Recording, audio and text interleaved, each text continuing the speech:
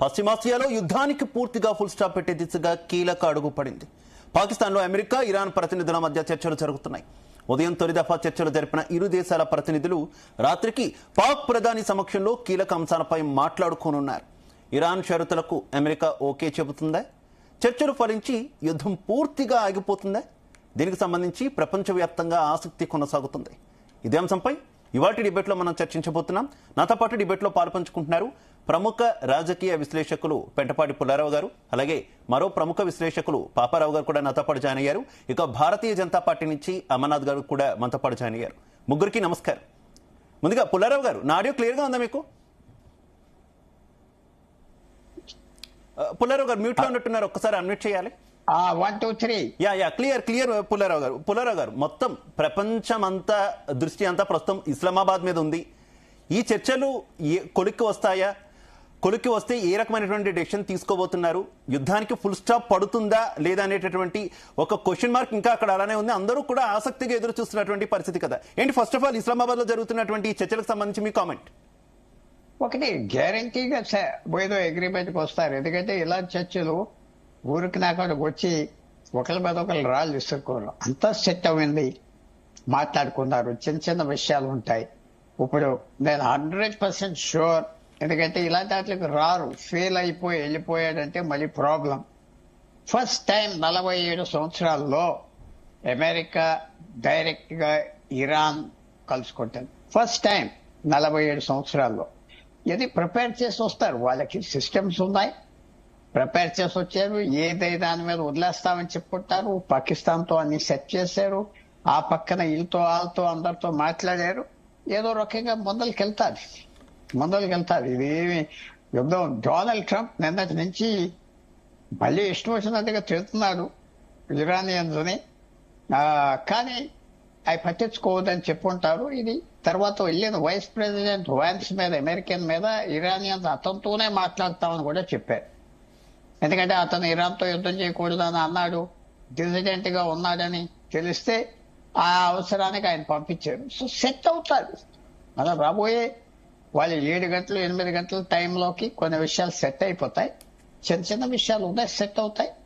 అయితే డెఫినెట్ గా పుల్లారావు గారు, రెండు దేశాలకి కూడా ఇటు ఇరాన్ కూడా యుద్ధం ముగించాలనే చూస్తుంది, అమెరికా కూడా భారం అయిపోతున్నటువంటి నేపథ్యంలో అమెరికా కూడా యుద్ధం ముగించాలనే చూస్తున్నటువంటి సిచ్యువేషన్. ఈ నేపథ్యంలో ఖచ్చితంగా కూడా చర్చలు కొలుక్కు వస్తాయని అనుకున్నా కూడా ఎప్పుడైతే ఇరాన్ పెట్టినటువంటి ఈ 10 అంశాలు ఏవైతే ఉన్నాయో ఆ 10 అంశాలకు సంబంధించి అమెరికా ఎంతవరకు ఒప్పుకుంటుంది అనేటటువంటి క్వశ్చన్ వస్తుంది. గతంలో ఈ 10 అంశాలకు సంబంధించి అసలు నేను వినే ప్రసక్తే లేదన్నట్టు మాట్లాడిన ట్రంప్ తర్వాత మాత్రం ఆ దిశగా మేము ఆలోచిస్తున్నాం అన్నట్టు కూడా వ్యాఖ్యానించినటువంటి పరిస్థితి. అప్పటికిప్పటికే 10 అంశాలు అలానే ఉన్నాయి, ఏం చేంజ్ కాలేదు కదా. ఏమనుకున్నా 10 అంశాలకు సంబంధించి మీరు ఏం చెప్తారు? 10 అంశాలు చాలా మారిపోయినాయి. ఇంపార్టెంట్ థింగ్స్ 1 or 2 థింగ్స్ ఉన్నాయి. ఇరాన్ ఏమిటంటే ఏదో రకంగా అగ్రిమెంట్ చేసి ఫేస్ సేవింగ్ అగ్రిమెంట్ ఇస్తే వచ్చేస్తారు బయటికి. ఫేస్ సేవింగ్ ఎలాగైనా ప్రభుత్వాన్ని సేవ్ చేసుకోవాలి. మళ్ళీ బాంబింగ్ గేమింగ్ మళ్ళీ రిజ్యూమ్ అవుతే కష్టం. ఇరాన్కి ఆ మైండ్ లో ఉన్నారు. వాళ్ళకి ఫేస్ సేవింగ్ కావాలి. మనం ఓడిపోయాం గెలిచామని కాకుండా అక్కడ. అది అమెరికా కూడా ఈ టైంలో ఏం చేస్తారంటే కొద్దిగా వాళ్ళు కూడా దిగి వస్తారు. టైం ఏదో బాగోలేదో ఉన్నదో లేదో చేసుకుని అది యుద్ధంలో డిప్లొమసీలో చేసే స్టెప్ మంచి స్టెప్. పూర్తి విజయం వస్తుంది అనుకుంటూ కరెక్ట్ కాదు. పూర్తి కొద్దిగా విజయం వచ్చినా చాలు. అది అమెరికాకి ఏ కారణాల చేత వాళ్ళ ఆలోచనలు వచ్చినా చూడాలి. ఎన్నో పాయింట్స్ ఉన్నాయి, స్టికీ పాయింట్స్, ఇంపార్టెంట్ పాయింట్స్. కానీ కొన్ని చిన్న పాయింట్స్ మీద ఓకే ప్రొసీడ్ అవుతాం, ముందరికెళ్తాం అని చెప్తారు. కానీ ఇరాన్ అనుకున్న అంత ఈజీగా ఏం జరగదు. ఏదో హార్మోస్ చూస్తుంది వాళ్ళకి ఇచ్చేస్తారు. నిన్నటి నుంచి ఒక కొత్త డెవలప్మెంట్ అమెరికా సైడ్ ఏంటంటే మీరు అక్కడ వాళ్ళు రానివ్వరు అంటున్నారు, మేము బయటకు వెళ్ళనాము అంటున్నారు. చైనీస్ వాళ్ళని బ్లాకేజ్ చేస్తామని. బ్లాకేజ్ చేస్తే చేస్తారు. ఇరాన్ అంత తెలివి తక్కువగా డెస్పరేట్ గా యాక్ట్ చేస్తే డెస్పరేట్ మెజర్స్ తీసుకుంటారు. ఇరాన్ ఇంటెలిజెంట్ గా మాకు సావరణకి అక్కర్లేదు, డిప్లొమసీలో వందల మాటలు ఉంటాయి. సేమ్ పవర్ కి అక్కర్లేదు. కంట్రోల్, సూపర్విజన్, కొలాబరేషన్ ఏమైనా పెట్టారా వాళ్ళకి కొద్దిగా కంట్రోల్ వస్తాయి. ఒక రెవెన్యూ సంపాదించుకుంటారు. ఏదో రకంగా రెవెన్యూ తినేయటానికి ప్లాన్. దానికి అమెరికా కూడా పంచుతామన్నారు. అప్పుడు అమెరికన్ డొనాల్డ్ ట్రంప్ కూడా చాలా హ్యాపీ అయిపోయాడు. మాకెన్నో బిలియన్స్ వచ్చేస్తాయి అక్కడి నుంచి అన్నాడు 2 రోజుల క్రితం. సో చాలా వరకు తేడాలు తగ్గిపోయింది, సెట్ అవుతుంది. ఇటు అటు కొద్దిగా డిలే అవినా మళ్ళీ ఫుల్ స్కేల్ వార్ రెజ్యూమ్ అవుతాదంటే అవ్వదు. ఓకే, ఎవరు అలా రెజ్యూమ్ చేయరు. రైట్. పాపారావు గారు ఆడియో క్లియర్ గా ఉందా పాపారావు గారు మీకు? ఓకేనండి. పాపారావు గారు, రెండు దేశాలు కూడా అటు ఇరాన్ యుద్ధంలో మేము గెలిచామని ప్రకటించుకుంది, రోడ్ల మీదకి ప్రజలు వచ్చి సంబరాలు చేసుకోవడం మనం చూసాం. అటు అమెరికా అధ్యక్షుడు ట్రంప్ కూడా మనం గెలిచామని చెప్పి ఆయన కూడా డిక్లేర్ చేసినటువంటి పరిస్థితి. రెండు దేశాలు గెలిచామని డిక్లేర్ చేసుకున్నాయి. ప్రస్తుతం అయితే చర్చలు నడుస్తున్నాయి. ఈ చర్చలు ఏ దిశగా సాగుతాయి అనేది ఇందాక నేను ప్రస్తావించినట్టే ఒక క్వశ్చన్ మార్క్ గా ఉన్నటువంటి పరిస్థితి. మీ అంచనా ఏంటి పాపారావు గారు? అంటే ఎవరు గెలిచారనే దగ్గర ఒకటే సింపుల్, ఎవరి 10 పాయింట్ ఫార్ములా కాకపోతే 10 పాయింట్స్ మీద పెట్టి ఏ 10 పాయింట్స్ మీద చర్చ జరుగుతుందంటే ఇరాన్ పెట్టిన 10 పాయింట్స్ చుట్టూనే చర్చలు జరుగుతున్నాయి. క్లియర్ గా ఎజెండా సెట్ చేసింది చర్చలకి ఇరాన్. రెండోది ఇక్కడ సరే చర్చలకు మన డిబేట్ ముందు ఏదో పుల్లారావు గారితో అంటా వచ్చారు, మీరు అనదల్లా కాదంటూ ఉంటానండి, కానీ నిజంగానే ఆ పరిస్థితి నాకు కనపడుతుంది. ఇప్పుడు మీరు ఆయన అనదల్లా నేను కాదనే పరిస్థితి, ఎందుకంటే చర్చలు ఒక కొలిక్కి వస్తాయని ఆయన ఉద్దేశం. సరే, నాకు ఆ నమ్మకం లేదు, ఎందుకంటే చాలా కంటెన్షియస్ పాయింట్స్ ఉన్నాయి. బేసిక్ గా ఏంటంటే చాలా మంది ఉద్దేశం ట్రంప్ ఈజ్ అన్ ఎబరేషన్ అనేది. అమెరికాలో ట్రంప్ ఒక ఎబరేషన్. మామూలు సాధారణంగా ప్రాసెస్ లో వచ్చే అమెరికా అధ్యక్షుడిగా వచ్చే సోబర్ అంటే మంచి ఆలోచన ఉన్నటువంటి వ్యక్తిగా ట్రంప్ లేడు. ట్రంప్ ఒక పిచ్చోడు అనేది విడిగా పిచ్చోడిగా లెక్కేస్తున్నారు, అది కాదు. అమెరికా వ్యవస్థ తాలూకు అది చేరుకున్న పతన దశ తాలూకు సింబాలిక్ ఇదే ట్రంప్. అందుకే ట్రంప్ కి ఇప్పటికీ అమెరికాలో చాలా పాపులారిటీ ఉంది. మెగా క్యాంప్ అని ఉంటుంది కదా, అది మెగా క్యాంప్ అంటే మేక్ అమెరికా గ్రేట్ అగైన్ అనే క్యాంపు రిపబ్లికన్ పార్టీలో పెద్ద క్యాంప్. అది దాని బలం ఇంకా తగ్గలేదు. దానికి ఈయన పెద్ద ప్రతినిధి, ఈయన వాళ్ళంతా కూడా ఈయన వెనకే ఉన్నారు. సో అమెరికా ఒక రకంగా చెప్పాలంటే entire country may have gone mad, దేశమే పిచ్చి అయిపోయింది అని అనుకోవాలంటే. ఏంటంటే దేవ్ సీన్ తాతల నేతలు తాగిన చరిత్ర నుంచి ఈ రోజు పతనం దిశగా వచ్చిన తర్వాత జరుగుతున్న పరిణామాల్లో ఇట్లాంటి దశలో they will be very impatient. American ప్రజల్లో కూడా ఒక పెద్ద సెక్షన్ లో, ముఖ్యంగా వైట్ రేసిస్ట్ సెక్షన్ లో చాలా పెద్ద ఎత్తున ఇన్సెక్యూరిటీ కానీ లేకపోతే ఇంపేషన్స్ కానీ ఉన్నాయి. కాబట్టి ట్రంప్ ఒక నిర్ణయం తీసుకుని యుద్ధం ఆపడం ట్రంప్ చేతిలో లేదు. అందుకే చెబుతున్నా, యుద్ధం చర్చలు జరుగుతాయి కానీ ఒకటి బాగా దెబ్బతిని ఉంది అమెరికా, చావు దెబ్బతింది ఇరాన్ చేతులు. ఇది స్పష్టంగా మనం ఊరికే పేపర్ల మీద రాసుకోవడానికి, చెప్పుకోవడానికి, బ్యాలెన్స్డ్ గా మాట్లాడుకోవడానికి ఎవరు గెలిచారు అందరికీ తెలిసి ఎవరు గెలిచారు, అది సరే, అది వేరే విషయం. తర్వాత ఎంపైర్ అండర్ క్యూరియస్, అమెరికా సామ్రాజ్యం స్ట్రెస్ కింద ఉంది కాబట్టి ఈ సందర్భంలో యుద్ధం ఆగటానికి ఉన్నటువంటి అవకాశాలు చాలా స్వల్పం. అయితే మంచిదే, కానీ తాత్కాలికం. అది ఇరాన్ అడుగుతుంది ఏంటంటే శాశ్వత ప్రాతిపదికన మా జోలికి రారాయి, కానీ అది జరగదు. ఇవాళ కాబట్టి మన 6 నెలలకైనా 7 నెలలకైనా అది వాళ్ళకి తప్పదు. అమెరికాకి అది అమెరికా ఉన్న డెస్పరేట్ కండిషన్ లో ఇది చేయాల్సిందే. రెండోది మనం ఎప్పుడు చెప్పుకునేది, అమెరికాలో ఉన్నటువంటి ఆయుధాల లాబీ, పెద్ద ఎత్తున ఆయుధాల లాబీ ఉంది. వాళ్ళ ఆయుధాలు అమ్ముకోకుండా ఆగరు. ట్రంప్ యుద్ధాలు చేయాలంటే ట్రంప్ ఇష్టం కాదు అది. అమెరికా ఆయుధాల లాబీ చెప్పినట్టు చేయాలి, ఆయుధాలు కొనాలి, ఖర్చు పెట్టాలి వాటిని. కాబట్టి ఆయుధాల లాబీ కోసం పనిచేసినప్పుడు ట్రంప్ అంతకంటే భిన్నంగా ఎందుకుంటాడు? యుద్ధాలు వద్దనుకుని ట్రంప్ వచ్చినా కానీ నిజంగా ఆయన వద్దనుకున్నా ఇది చేయకుండా ఆయన తప్పేది కాదు. కాబట్టి ఏదో అయితే పాపారావు గారు ఒక్కసారిగా అసలు ఇరాన్ నాగరికతే లేకుండా చేస్తామని ట్రంప్ ప్రకటించారు. రాత్రి ఏదో జరుగుతుందన్నారు. ఆల్ ఆఫ్ సడన్ మొత్తం అంటే ఒక 15 రోజులు టైం ఇస్తున్నాము, పీస్ డీల్ చర్చలు జరగబోతున్నాయి, పాకిస్తాన్ రిక్వెస్ట్ చేసింది, తదితర అంశాలన్నీ కూడా మనం చూసినటువంటి పరిస్థితి. ఆ నేపథ్యంలోనే ఈ చర్చలు కూడా జరుగుతుంది. కాకపోతే చర్చలు జరుగుతాయని ప్రారంభించిన తర్వాత సడన్ గా లెబనాన్ మీద ఇజ్రాయెల్ అటాక్ చేయడం, ఇప్పుడు అది కూడా ఈ 10 పాయింట్స్ తో పాటు 11th పాయింట్ కింద లెబనాన్ విషయంలో కూడా కాల్పుల విరమణ జరగాలి అని కోరుతుంది ఇరాన్ కోరుతుంది అనేటటువంటి వార్తలు వస్తున్నాయి. ఆ విషయంలో డెసిషన్ తీసుకునే అవకాశం ఉందనుకోవచ్చా? నేను చెప్పబోతుంది అదే, నేను దానిలోకి వెళ్ళిపోతున్నాను, మీరు రైట్ క్వశ్చన్ ఆ పాయింట్ లో వచ్చారు. నెచాన్షు లెబనాన్ మీద అటాక్ చేయడం వెనకున్నది సారాంశం ఏంటంటే యుద్ధం ఆగకూడదు, అమెరికా దీంట్లో మునిగి ఉండాలనేది. అమెరికాలో కూడా చాలా మందికి ఉన్నటువంటి ఒపీనియన్ ఏంటంటే నెచాన్షు కానీ ఇజ్రాయెల్ కానీ వాళ్ళ యుద్ధం మనం దిగాం, దానిలోకి అనవసరంగా మనకు సంబంధం లేని యుద్ధం అనేది. అదే జరిగింది ఈ రోజు. లెబనాన్ మీద అటాక్ చేయడం మొత్తం, లెబనాన్ ని చేయడం మొత్తం నెచ్చాన్షు. పైకి వాళ్ళు ఏంటంటే నేను ఇందాక విన్నదాని ప్రకారం పెద్ద పట్టించుకోలే వాళ్ళంతా ఏమి, కానీ ఏంటంటే ఇందాక నెచ్చాన్షు మీద కరప్షన్ కేసు మళ్ళీ బయట ఏదో అవుతుందంట, దానిలో యాక్టివేట్ అయినట్టుంది ఆ కేసు ఏదో. దాంతో ఏంటంటే తప్పదు, డైవర్షన్ కోసం, తన పదవి కోసం అది మళ్ళీ యుద్ధాన్ని ఇట్లా చేసుకుంటూ వెళ్ళేది.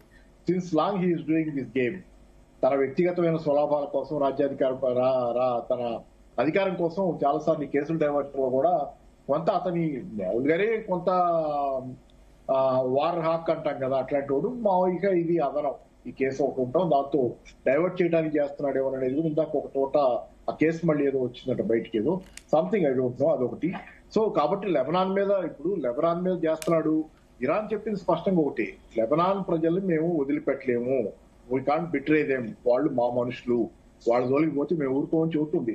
నేను ఒకటే సార్ చెప్పేది, ఆధునిక యుగంలో ఎక్కడైతే విలువలన్నీ లోపించినాయో, తరాపరా లేకుండా అంటే ఒక రకంగా చెప్పాలంటే నేను నా సొంతం అని చూసుకునే అమెరికా లాంటి ధోరణులు, అమెరికా మొత్తం మీద అదే ధోరణి, నేను నా సొంతం, చాలాసార్లు మనల్ని బెదిరించింది కూడా కదా, నేను నా సొంతం అనేది అమెరికా ధోరణి. అట్లాంటి ధోరణి నుంచి రోజు పూర్తిగా భిన్నమైనటువంటి ఇరాన్ ధోరణి ఏంటంటే ప్రపంచంలో నలుగురిని కలుపుకుపోవడం, తన మనుషులు, తన ఇదనేది మనుషులతో అది దానిలో భాగంగానే లెబనాన్ కూడా మా మనుషులే వాళ్ళు, వాళ్ళ మీద మీరు యుద్ధం చేసినంత కాలం మిమ్మల్ని వదిలిపెట్టమనేది చెప్తున్నారు స్పష్టంగా. That is good, bad. కాబట్టి ఆ క్రమంలో కూడా యుద్ధం ఆగకపోవడానికి కొంత స్కోప్ ఉంది. కాకపోతే ఏంటంటే ఇది ఇజ్రాయెల్ యుద్ధం అని చెప్పి అమెరికా డిసైడ్ అయిపోయి పక్కబోదలుచుకుంటే తాత్కాలికంగా పోవచ్చు, కానీ యుద్ధాలు చేయక అమెరికాకి తప్పొస్తారు. ఎందుకంటే అమెరికా లాభాల కోసం యుద్ధాలు చేయటం, అమెరికాకి ఆయుధాలు ఒక వ్యాపారం జరగాలంటే యుద్ధాలు ఉండాలి.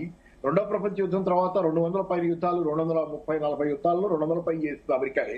ఎందుకంటే నిత్యం యుద్ధాలు లేకపోతే వాళ్ళ వ్యాపారం ఆయుధాల వ్యాపారమే. కాబట్టి యుద్ధాలు అమెరికా ఆపలేదు ఉన్నంత కాలం. కాబట్టి అది ఎలా ముగుస్తుంది? అమర్నాథ్ గారు, దేశంలో ప్రస్తుతం అధికారంలో ఉన్నటువంటి పార్టీకి ప్రతినిధిగా ఏ రకంగా చూస్తున్నారు ఈ మొత్తం చర్చలకు సంబంధించి? ఎన్డీఏ ప్రభుత్వం మీద ప్రధానమంత్రి నరేంద్ర మోదీ ఫారెన్ పాలసీ మీద కూడా చాలా క్వశ్చన్స్ వస్తున్నాయి. అఫ్ కోర్స్ మనం ఆ పాయింట్ లోకి వెళ్దాం, అది కూడా డిస్కస్ చేద్దాం, మనకు చాలా టైం ఉంది కాబట్టి. ఫస్ట్ ఆఫ్ ఆల్ ఈ చర్చలకు సంబంధించి మీ కామెంట్ ఏంటి? మొదట మీకు ప్యానెల్ మిత్రులకు అందరికి నమస్కారం.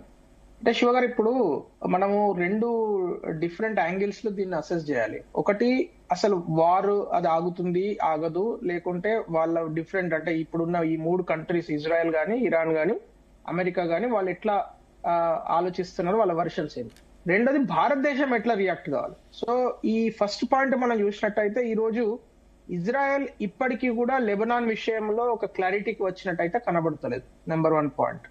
సెకండ్ పాయింట్ ఏంది, పాకిస్తాన్ తన బ్రౌనీ పాయింట్స్ ను, అంటే ఏదో మేము అంత ఆర్గనైజ్ చేస్తున్నాము, చాలా బాగా చేస్తున్నాము, మేము ఇద్దరికి ఫ్రెండ్స్ అని తనని తను నిరూపించుకునే ప్రయత్నంలో అంత బాగానే ఉంది, అంతే బాగానే ఉంది అని చెప్పే ప్రయత్నం ఒకటి జరుగుతుంది.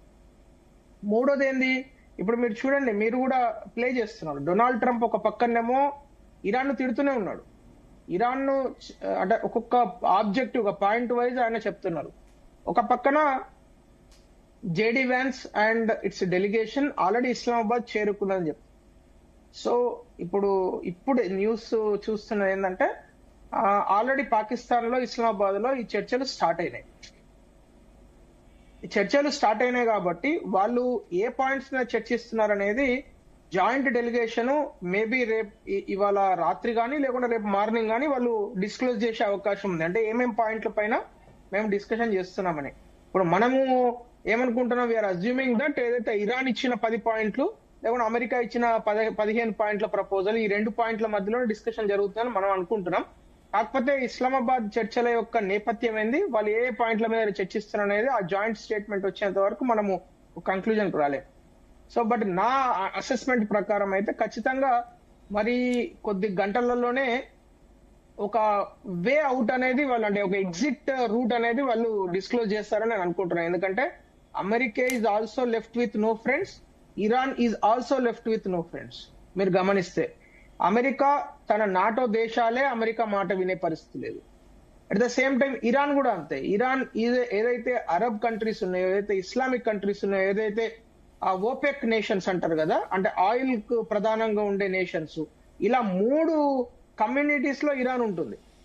ఈ 3 కమ్యూనిటీస్ లో కూడా ఇరాన్ కు సరైన సపోర్ట్ రావట్లేదు. ఎందుకంటే ఒకటి, ఓపెక్ నేషన్స్ మీద ఇరానే బాంబులు వేస్తున్నది. 2, బ్రిక్స్ లో కూడా ఇరాన్ సభ్యత్వం ఉంది 2024 లో నుంచి. సో బ్రిక్స్ దేశాలు, భారత్ కావచ్చు, రష్యా కావచ్చు, చైనా కావచ్చు, ఈ 3 దేశాలు కూడా మీరు వెంటనే యుద్ధాన్ని ఆపండి అని చెప్తున్నది. 3వ గ్రూప్ వాళ్ళు ఉండేది ఏంది, ఇస్లామిక్ నేషన్స్.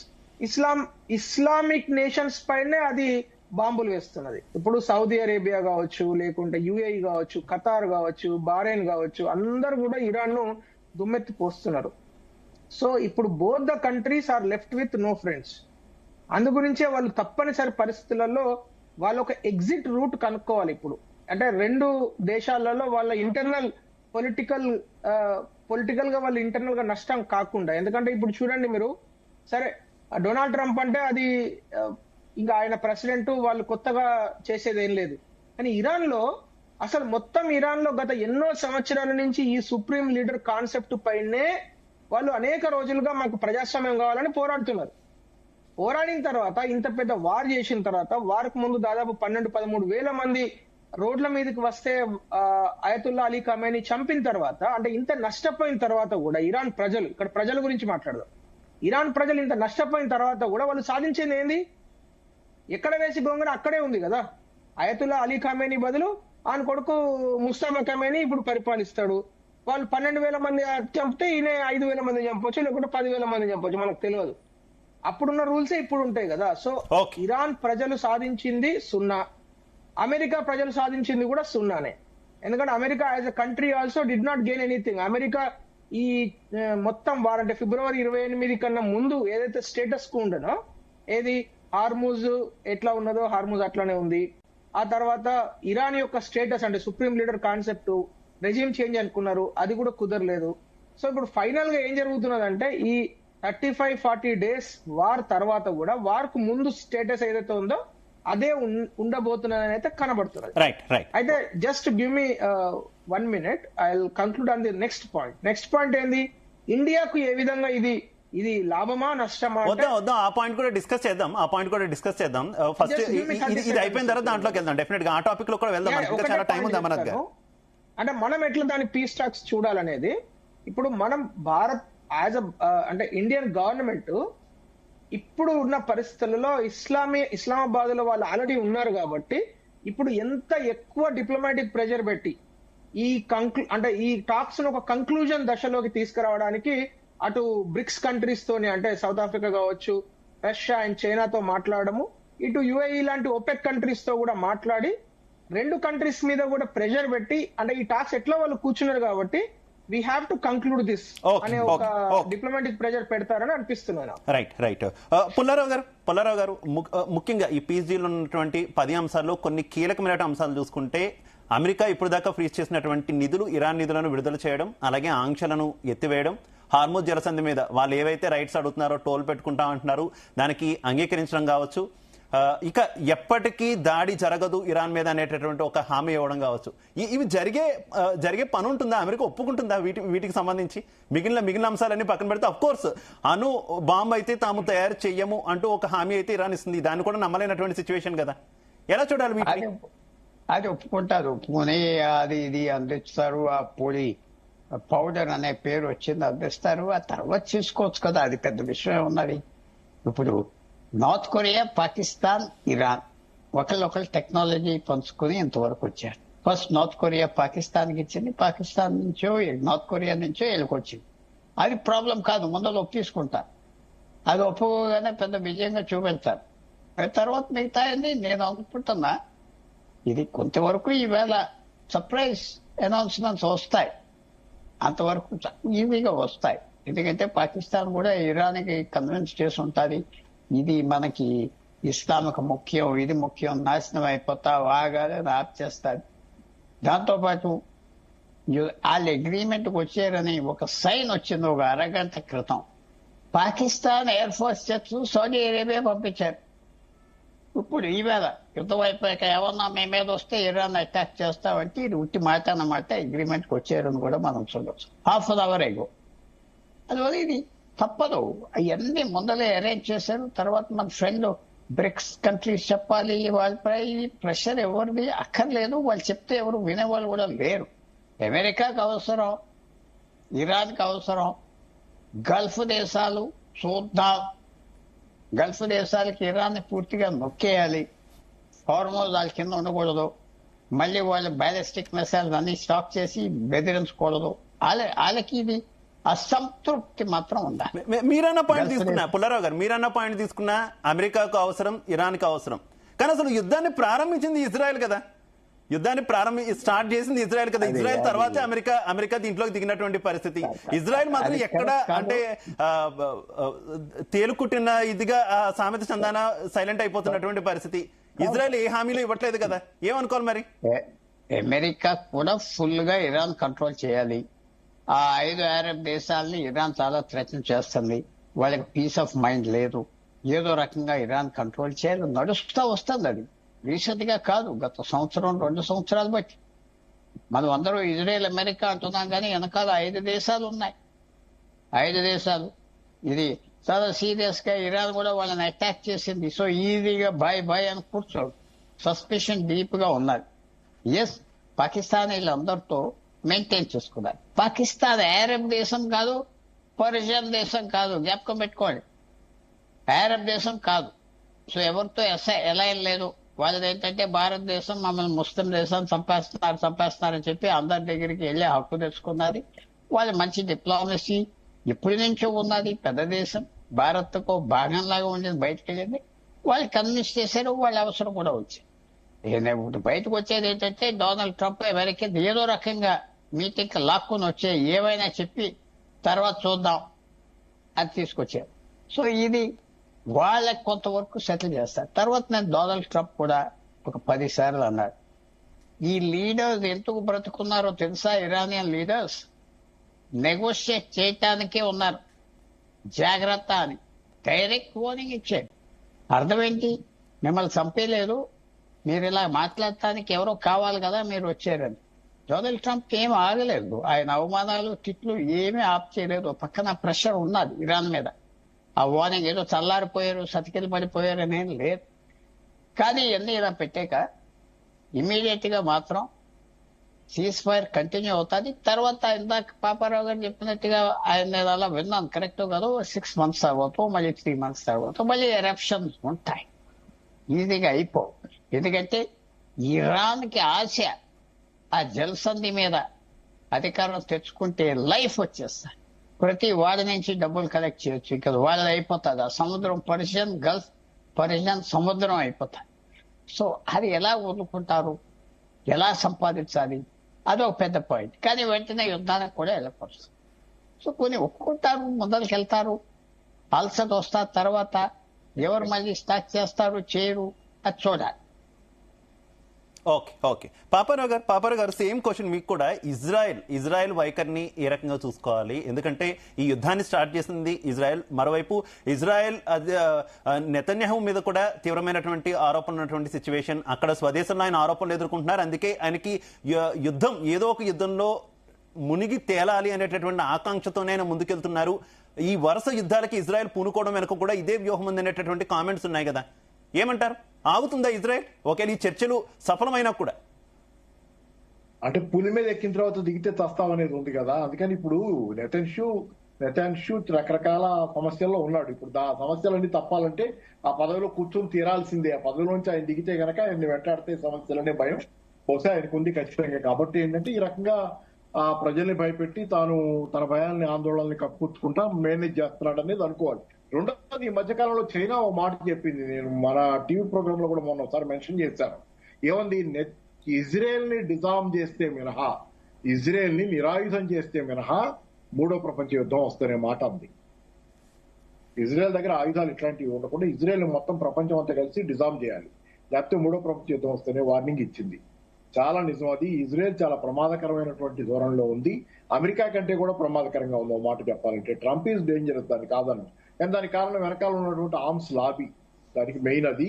సరే, అది ఎలాగైనా దాని నుంచి బయటపడుతుంది, అది వేరే విషయం. కానీ ఇజ్రాయెల్ ఈజ్ వెరీ డేంజరస్. రెండో పక్కన ఇంకోటి ఏంటంటే, ఇందాక మన సార్ అన్నారు ఆ ఫేస్ సేవింగ్ ఉండాలి కదా వాళ్ళకి వీళ్ళకి అదేదో అనేది.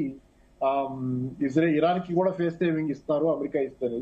సరే, ఈ ఫేస్ సేవింగ్ దగ్గర నాకు అభ్యంతరాలు. కానీ ఇప్పుడే అన్నారు మళ్ళీ పుల్లారావు గారు ఏమన్నారు, ట్రంప్ అట్లాంటి ఫీల్డ్ అవ్వడు అన్నట్లు, అంటే ఆయన షేమ్ ఫీల్ అవ్వడం అట్లాంటివి లేదన్నట్టు ఒక మాట వచ్చింది ఆ అర్థంలో.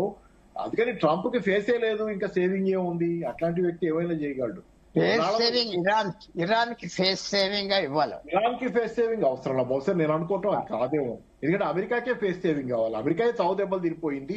It's an umpire. ఇరాన్ ఓడిపోయినా ఏం కాదు, ఇరాన్ కి పరుగు పోయేది ఏం కాదు. ఇది ఇరాన్ పోరాడి ఓడినా ఇక్కడ ఇరాన్ కి అల్టిమేట్ గా మీకు ఏమైంది? ఈ యుద్ధం ముగిసే నాటికి, ఇప్పుడు మొన్న చర్చలకు వచ్చే నాటికి ఏమైంది? ఈ యుద్ధానికి వెళ్ళినప్పుడు కంటే యుద్ధం నుంచి బయటకు వచ్చినప్పుడు బలంగా ఉంది ఇరాన్. అమెరికాయే దెబ్బతింది అనేది కనపడింది. మీకు రిజైన్ చేంజ్ అవ్వాలా? న్యూక్లియర్ దీని మీద అసలు సివిల్ న్యూక్లియర్ ప్రోగ్రామ్ అలాగే కంటిన్యూ చేసుకుంటాం అనేది వాళ్ళ షరతుల్లో అదే పెట్టారు. అంతకుముందు హోర్ముజ్ వాళ్ళ చేతిలో లేదు, అది మామూలుగా నడుస్తుంది, వాళ్ళ పక్క నుంచి పోతుంది అంతే. ఇప్పుడు హోర్ముజ్ మీద కూడా పెత్తనం చేస్తామని చెప్పి అదనంగా అడుగుతున్నారు. సో ఇన్ని వచ్చిన తర్వాత ఇంక ఇరాన్ ఈ యుద్ధం నుంచి బయటకు సక్సెస్ఫుల్ గా వచ్చింది. Came out without regime change. అమెరికాలో రిగైమ్ చేంజ్ జరిగింది. ఆ మాటకు వస్తే నేను కొన్ని డిబేట్స్ లో కూడా అన్నా, అయ్యా అమెరికాలో కాకుండా చూసుకోండి, మీరు రిజైన్ చేంజ్ ఇక్కడ ఏం చేస్తారులే అని చెప్పి. అమెరికాలో మిలిటరీ చీఫ్ల దగ్గర నుంచి వాళ్ళని వీళ్ళని పీకేసుకుంటారు. ట్రంప్ ని పీకటం తప్పితే కింద అన్ని అయింది. ఆయన కింద పొజిషన్స్ లో చాలా జరిగినాయి మార్పులు. గందరగోళం అయిపోయారు. They are suffering a lot. America అదే గందరగోళం పడిపోతుంది. ఆయుధాలు ఉండొచ్చు కానీ యుద్ధం ప్రక్రియ మారిందనేది, ఇరాన్ చేస్తున్నటువంటి యుద్ధం అంతకు ముందు ఎప్పుడూ లేని యుద్ధం అనేది. ఆ మాటకు వస్తుందా? మన మిత్రుడు అమర్నాథ్ ఏదో అన్నారు. అమర్నాథ్ ఏమన్నారు? ఇరాన్ కూడా ఒంటరే అంటాడు అమెరికాతో పాటుగా. ఎస్, అమెరికా ఒంటరి నిజమే కనపడుతుంది. నాటో దేశాలు వదిలేసి మధ్యప్రాచ్యంలో తనులు తింటే ఆ దేశాలన్నీ ఎందుకు వచ్చేవారు నాయన, నువ్వు ఇక్కడ కూర్చొని నన్ను మమ్మల్ని దాన్ని ఇస్తున్నావని. కానీ ఇరాన్ ఒంటరి కాదనేది ఒకటి చిన్నది గమనించాలి. ఎందుకంటే మీరు చెప్పిన దేశాలు, మధ్యప్రాచ్య దేశాలు దెబ్బతిన్న తర్వాత కూడా ఇరాన్ మీద దాడి చేయాల. అంతవరకు అవి పక్కనే ఉన్నాయి, చూస్తా ఉన్నాయి. మమ్మల్ని కొట్టద్దని చెబుతుంది తప్పితే వాళ్ళు ఎదురు దాడి చేయాల. చైనా రష్యా ఇరాన్ తో ఉన్నాయనేది యూ షుడ్ రిమెంబర్. మనం అందరికి తెలిసిందే అది. చైనా రష్యా ఉన్నాయనేది, చాలా ఆయుధాలు చైనా ఇచ్చి వాడుతున్నది అనేది. రష్యా ఎన్నో సప్లై చేసింది. ఆ మధ్య వచ్చిన వార్తల ప్రకారం నేను ఇంకో సందర్భంలో కూడా చెప్పాను, SU ఏదో విమానాలు కూడా 40-50 యుద్ధం ఇప్పుడు ఆగేటప్పుడే లాస్ట్ 2-3 days లోనే ఏదో సమ్ వెబ్సైట్ యూట్యూబ్ చాలా పెరిగిపోయింది కదా, ఎవరో చెప్తున్నారు. చాలా స్టాండర్డ్ గానే ఉంది చూడటానికి. అది ఒక 48 ఏమో SU వాళ్ళ విమానాలు ఉన్నాయి కదా, రష్యన్ విమానాలు, ఈ ఇరాన్ కి పంపించిందని చెప్పి ఏదో చెప్తున్నారు. సరే, ఎంత నిజమేమైనా దే ఆర్ హెల్పింగ్. బైడు అనేది ఉంది కదా వాళ్ళ, మన అమెరికన్ GPS లాంటిది చైనాకి బైడు. అది ఇంచుల తేడాతో కొట్టే అంత పర్ఫెక్ట్. అది GPS కంటే కూడా పర్ఫెక్ట్. అది ఇచ్చారు. దాంతో పాటు చాలా టెక్నాలజీ, ఈ రోజు ఇరాన్ వాడుతున్న టెక్నాలజీ మొత్తం యుద్ధంలో చాలా వరకు వెనకాల చైనీస్ అండ్ రష్యన్ ఇది ఉంది. కాబట్టి it is not so easy. అది ఇరాన్ ఒకటే చేస్తున్న పని కాదు. Iran has very good friends in the form of China and Russia. వాళ్ళు మంచి ఫ్రెండ్స్ ఉన్నారు. Iran is not alone. They matter a lot. China and Russia matter a lot in the, అవి రెండుగానే కనపడచ్చు రెండు దేశాలు. ఆ మాట కొడుతూ నార్త్ కొరియా ఏమంటున్నారు ఇప్పుడు, నార్త్ కొరియా నుంచి 72 గంటల్లో కావాలంటే ఇరాన్ కి అణ్వాయుధం వస్తా తయారు చేయక్కర్లా, నార్త్ కొరియా నుంచి 72 గంటల్లో తెచ్చుకోవచ్చు అనేది కూడా వెస్టర్న్ మీడియా చెబుతుంది. 72 గంటల్లో నార్త్ కొరియా నుంచి ఇరాన్ కావాలంటే ఆయుధం తెచ్చుకోగలదు. So I don't mean they will get it అని నేను అంటున్నా, ఆరోపణ చేయటల్లా. బట్ అది కావాలంటే ఇరాన్ ఈ అమెరికా వాళ్ళు ఆరోపించినట్టు అదే తయారు చేయక్కర్లా, రెడీగా ఉన్నాయి చాలా చోట్ల, ఇది తెచ్చుకోవచ్చు. నార్త్ కొరియా అలాంటి దేశమే కొంత. ఎందుకంటే అమెరికాను ఆ మాత్రం అది బెదిరించకపోతే ఇన్నాళ్ళు బతుకుండేది కాదు, వీళ్ళందరిలాగా పోయేది. సద్దాం హుస్సేన్ లాగా, ప్లస్ అక్కడ మన లిబియాలో గదఫీ లాగా ఇట్లాగే పోయేది ఇప్పుడు నార్త్ కొరియా కూడా. ఆ మాత్రం బెదిరించబట్టే అమెరికా ముందు అది నిలబడి ఉంది అక్కడ. రైట్. అమర్నాథ్ గారు చూస్తున్నాం, యుద్ధం ప్రారంభమైనప్పటి నుంచి ప్రపంచంలోనే అత్యంత శక్తివంతమైనది, అటు ఆర్థికంగా కావచ్చు, ఇటు ఆయుధ పరంగా కావచ్చు, టెక్నాలజీ పరంగా కావచ్చు, అమెరికా, ఆ తర్వాత ఇజ్రాయెల్. ఈ రెండు దేశాలు కూడా చిన్న దేశం అంటే వైశాల్యంలో కాదు, ఆర్థిక విషయాల్లో కావచ్చు, లేదంటే టెక్నాలజీ విషయంలో కావచ్చు, ఆయుధ సంపత్తిలో కావచ్చు. అటువంటి ఇరాన్ మీద యుద్ధానికి దిగితే రెండు కూడా స్టిల్ ఇప్పటికీ యుద్ధం కొనసాగించేటటువంటి సిచ్యువేషన్, తీవ్రంగా నష్టపోయినటువంటి పరిస్థితి మనం ఇజ్రాయెల్ అమెరికాలో చూస్తున్నాం. ఏంటి, భారత్ కూడా అమెరికా ఇజ్రాయెల్ కి పూర్తిగా దగ్గర అవుతున్నటువంటి పరిస్థితి. దీని నుంచి భారత్ ఏం నేర్చుకోవాలి అనేటటువంటి కొన్ని క్వశ్చన్స్ వస్తున్నాయి. ఏం చెప్తారు దాని మీద? భారతదేశం ఏం నేర్చుకుంటుంది దీంతోనే? ఇప్పుడు భారత్ యొక్క దౌత్య నీతి అనేక సంవత్సరాలుగా మెచ్యూర్ అవ్వకుంటూ వస్తున్నది. కంటే కూడా అమెరికా వైపు ఎక్కువ టిల్ట్ అవుతున్నట్టుంది గత కొద్ది కాలంగా. ఏ పార్టీ అధికారంలో ఉంది అనే దాంతో లేకుండా పూర్తిగా అమెరికా వైపు లొంగుతున్నట్టే ఉంది భారత విదేశాంగ విధానం కొన్ని సంవత్సరాలుగా అనేది కొన్ని విమర్శలు ఉన్నాయి. అదే విమర్శలే అంతే, దాన్ని పట్టించుకోవాల్సిన అవసరం లేదు. అంటే కొంచెం తక్కువ తెలివితేటలు ఉన్న వాళ్ళు చేసే విమర్శలు అవి.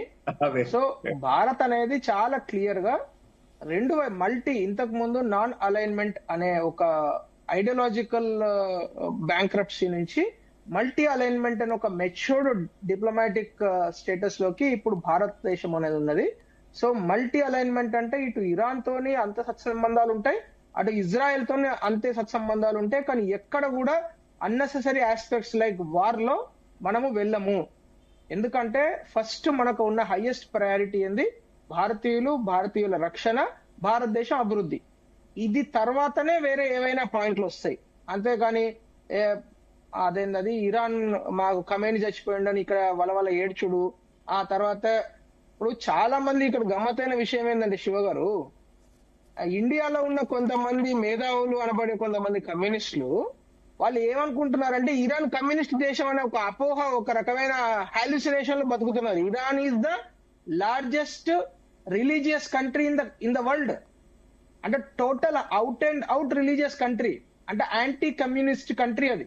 దాన్ని వాళ్ళు కమ్యూనిస్ట్ రష్యా సార్ మీరెందుకు సార్ భుజాలు తడుముకుంటున్నారు? నేను కమ్యూనిస్టుల గురించి మాట్లాడుతున్నాను. మిమ్మల్ని ఒక క్వశ్చన్ అడుగుతున్నా. Is Indian stand anti Iran? మీరు చెప్తున్న దాన్ని బట్టి మీరు మల్టీ అలైన్మెంట్ అని చెప్పాను కదా అంత క్లియర్ గా. మల్టీ అలైన్మెంట్ అంటే అమెరికా తిట్టిన దానికంటే ఇరాన్ ఎందుకు ఎక్కువ తిడుతున్నారు? What is this multi alignment? Why are you anti Iran? మొత్తం that is the largest religious country అంటారు. మీరు is it not a religious country? Why are you unnecessarily asking me a question? I am saying it is the largest religious country. As simple as that. Is it not a religious country? Is it not run on a Islamic republic? It is very clearly Iran is an Islamic republic or not? Is it a democratic country or what? Okay. మీరు అట్లా అనుకుంటే ఎట్లా sir? నన్ను మాట్లాడనియండి first. నేను మాట్లాడేది పూర్తి ఒక్క నిమిషం పాపారావు గారు ఆయన కంటిన్యూ చేయనిద్దాం. పాపారావు గారు why should I answer you? I will answer to the chair. కాదు, ఆయన ఆత్మనండి. ఒక ప్రశ్న మళ్ళీ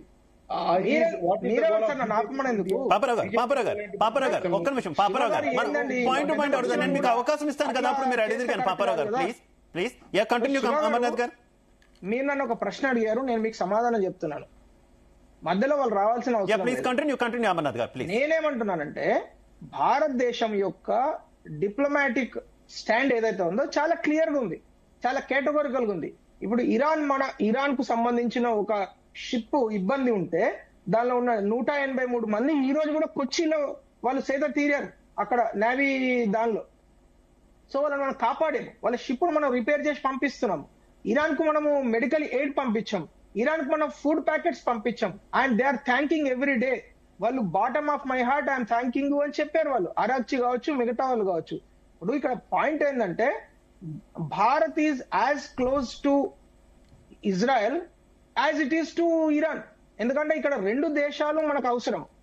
మన యొక్క వేగంగా మనం అభివృద్ధి చెందుతున్న దేశాలు కాబట్టి మన యొక్క అభివృద్ధిలో ఈ రెండు దేశాలు కూడా మనకు అవసరం. అందు గురించి మనం ఉపయోగించుకోవాలి, తప్పదు.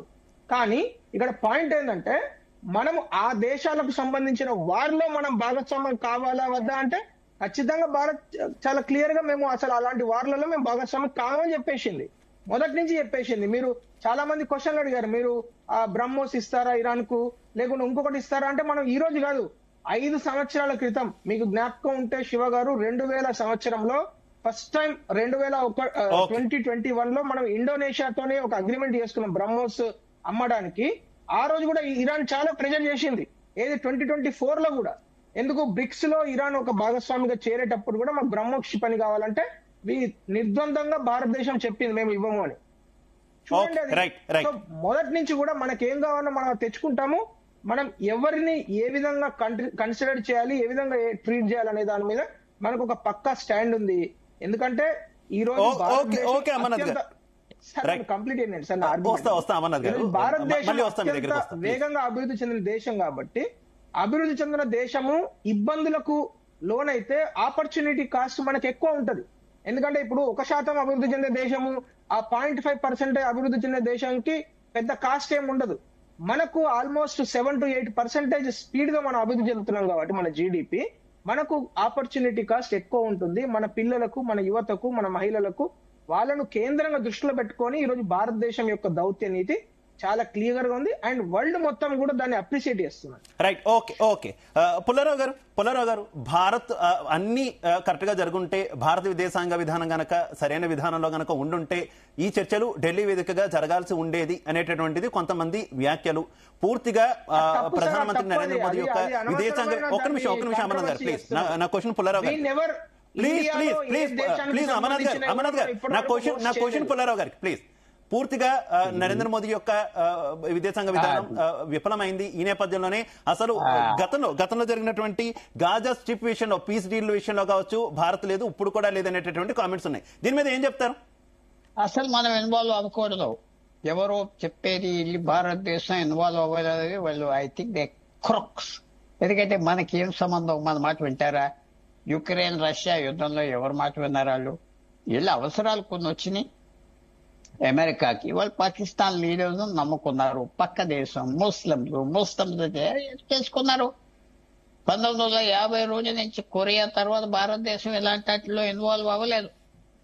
దీంట్లో వచ్చేది టెంపరీ హ్యాపీనెస్ వస్తుంది, తర్వాత మనకి కుదరదు. వెళ్ళి పెద్ద రకం చేయటం, ఇదంతా మధ్య రకం చేయటం, ఫెసిలిటేషన్ చేయటం, ఇది కరెక్ట్ డిసిజన్. కానీ ఒక పెద్ద తప్పు మాత్రం గవర్నమెంట్ చేసింది బయటకు వచ్చింది. ఫిబ్రవరి 28 యుద్ధం స్టార్ట్ అయినప్పుడు మన గవర్నమెంట్ ఎక్స్పెక్ట్ చేయలేదా? పెట్రోల్ మినిస్టర్ వాళ్ళు ఇంకెక్కడ ఆర్డర్ చేయలేదే ఆల్టర్నేటివ్ సోర్సెస్, గ్యాస్, పెట్రోల్. అది చాలా పెద్ద తప్పు చేశారు. అంత మీరు అడగవలసింది ఇవాళ దేశాన్ని మన ఎనర్జీ సెక్యూరిటీ అని మాట్లాడే మాటలు ఇబ్బందులో పెట్టేశారు. ప్రపంచంలో ఇవాళ చమురు షార్టేజ్ ఏం లేదే, గ్యాస్ షార్టేజ్ లేదే, కొంచెం దూరంగా ఉన్నది. అది ఆర్డర్ చేయలేదు. కానీ పాకిస్తాన్ కు పరపతి పెరగడం ప్రపంచవ్యాప్తంగా, పాకిస్తాన్ దౌత్య విజయం అయితే భారత్ కి కొంత ఇబ్బందికర పరిస్థితి, ఈ రకమైనటువంటి చర్చలు నడుస్తున్నాయి. ఏమీ ఉండదు. చైనా వెనకాల ఉన్నారో వీళ్ళు ఉన్నారో 2 రోజులు చేసుకుంటారు, మంచిది.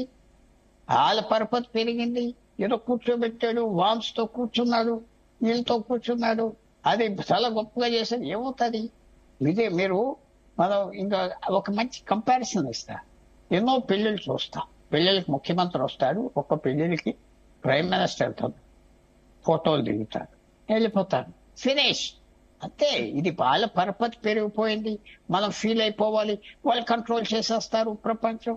అంతవరకు చూసుకోకూడదు. ఆ దేశం డెస్టినీ వాళ్ళు ఏదో చూసుకుంటారు, పోతారు. మన గొడవ మనం చూసుకుంటే చాలు. మనం అన్నిట్లో ముక్కు పెట్టక్కర్లేదు. ఎక్కువగా మనం ఆల్రెడీ ఎక్కువ పెడుతున్నాం అన్న బాధ్యత, నా ఫీలింగ్. మంచిగా మెయింటైన్ చేద్దాం.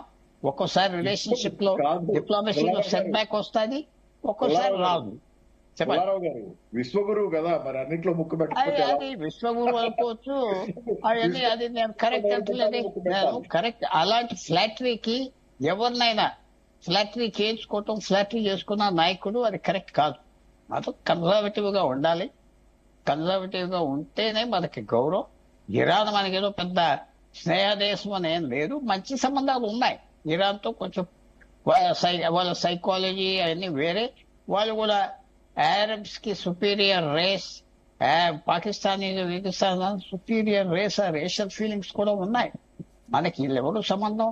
నేచురల్ గా 90 లక్షల మంది ఆ పక్కన ఉన్నారు, సాడీలో వీళ్ళు అంతా. మరి వాళ్ళు కూడా చూసుకోవాలి. ఇండియా ఇన్వాల్వ్ అవ్వాలి. మనదే చాలా తప్పుడు మాట.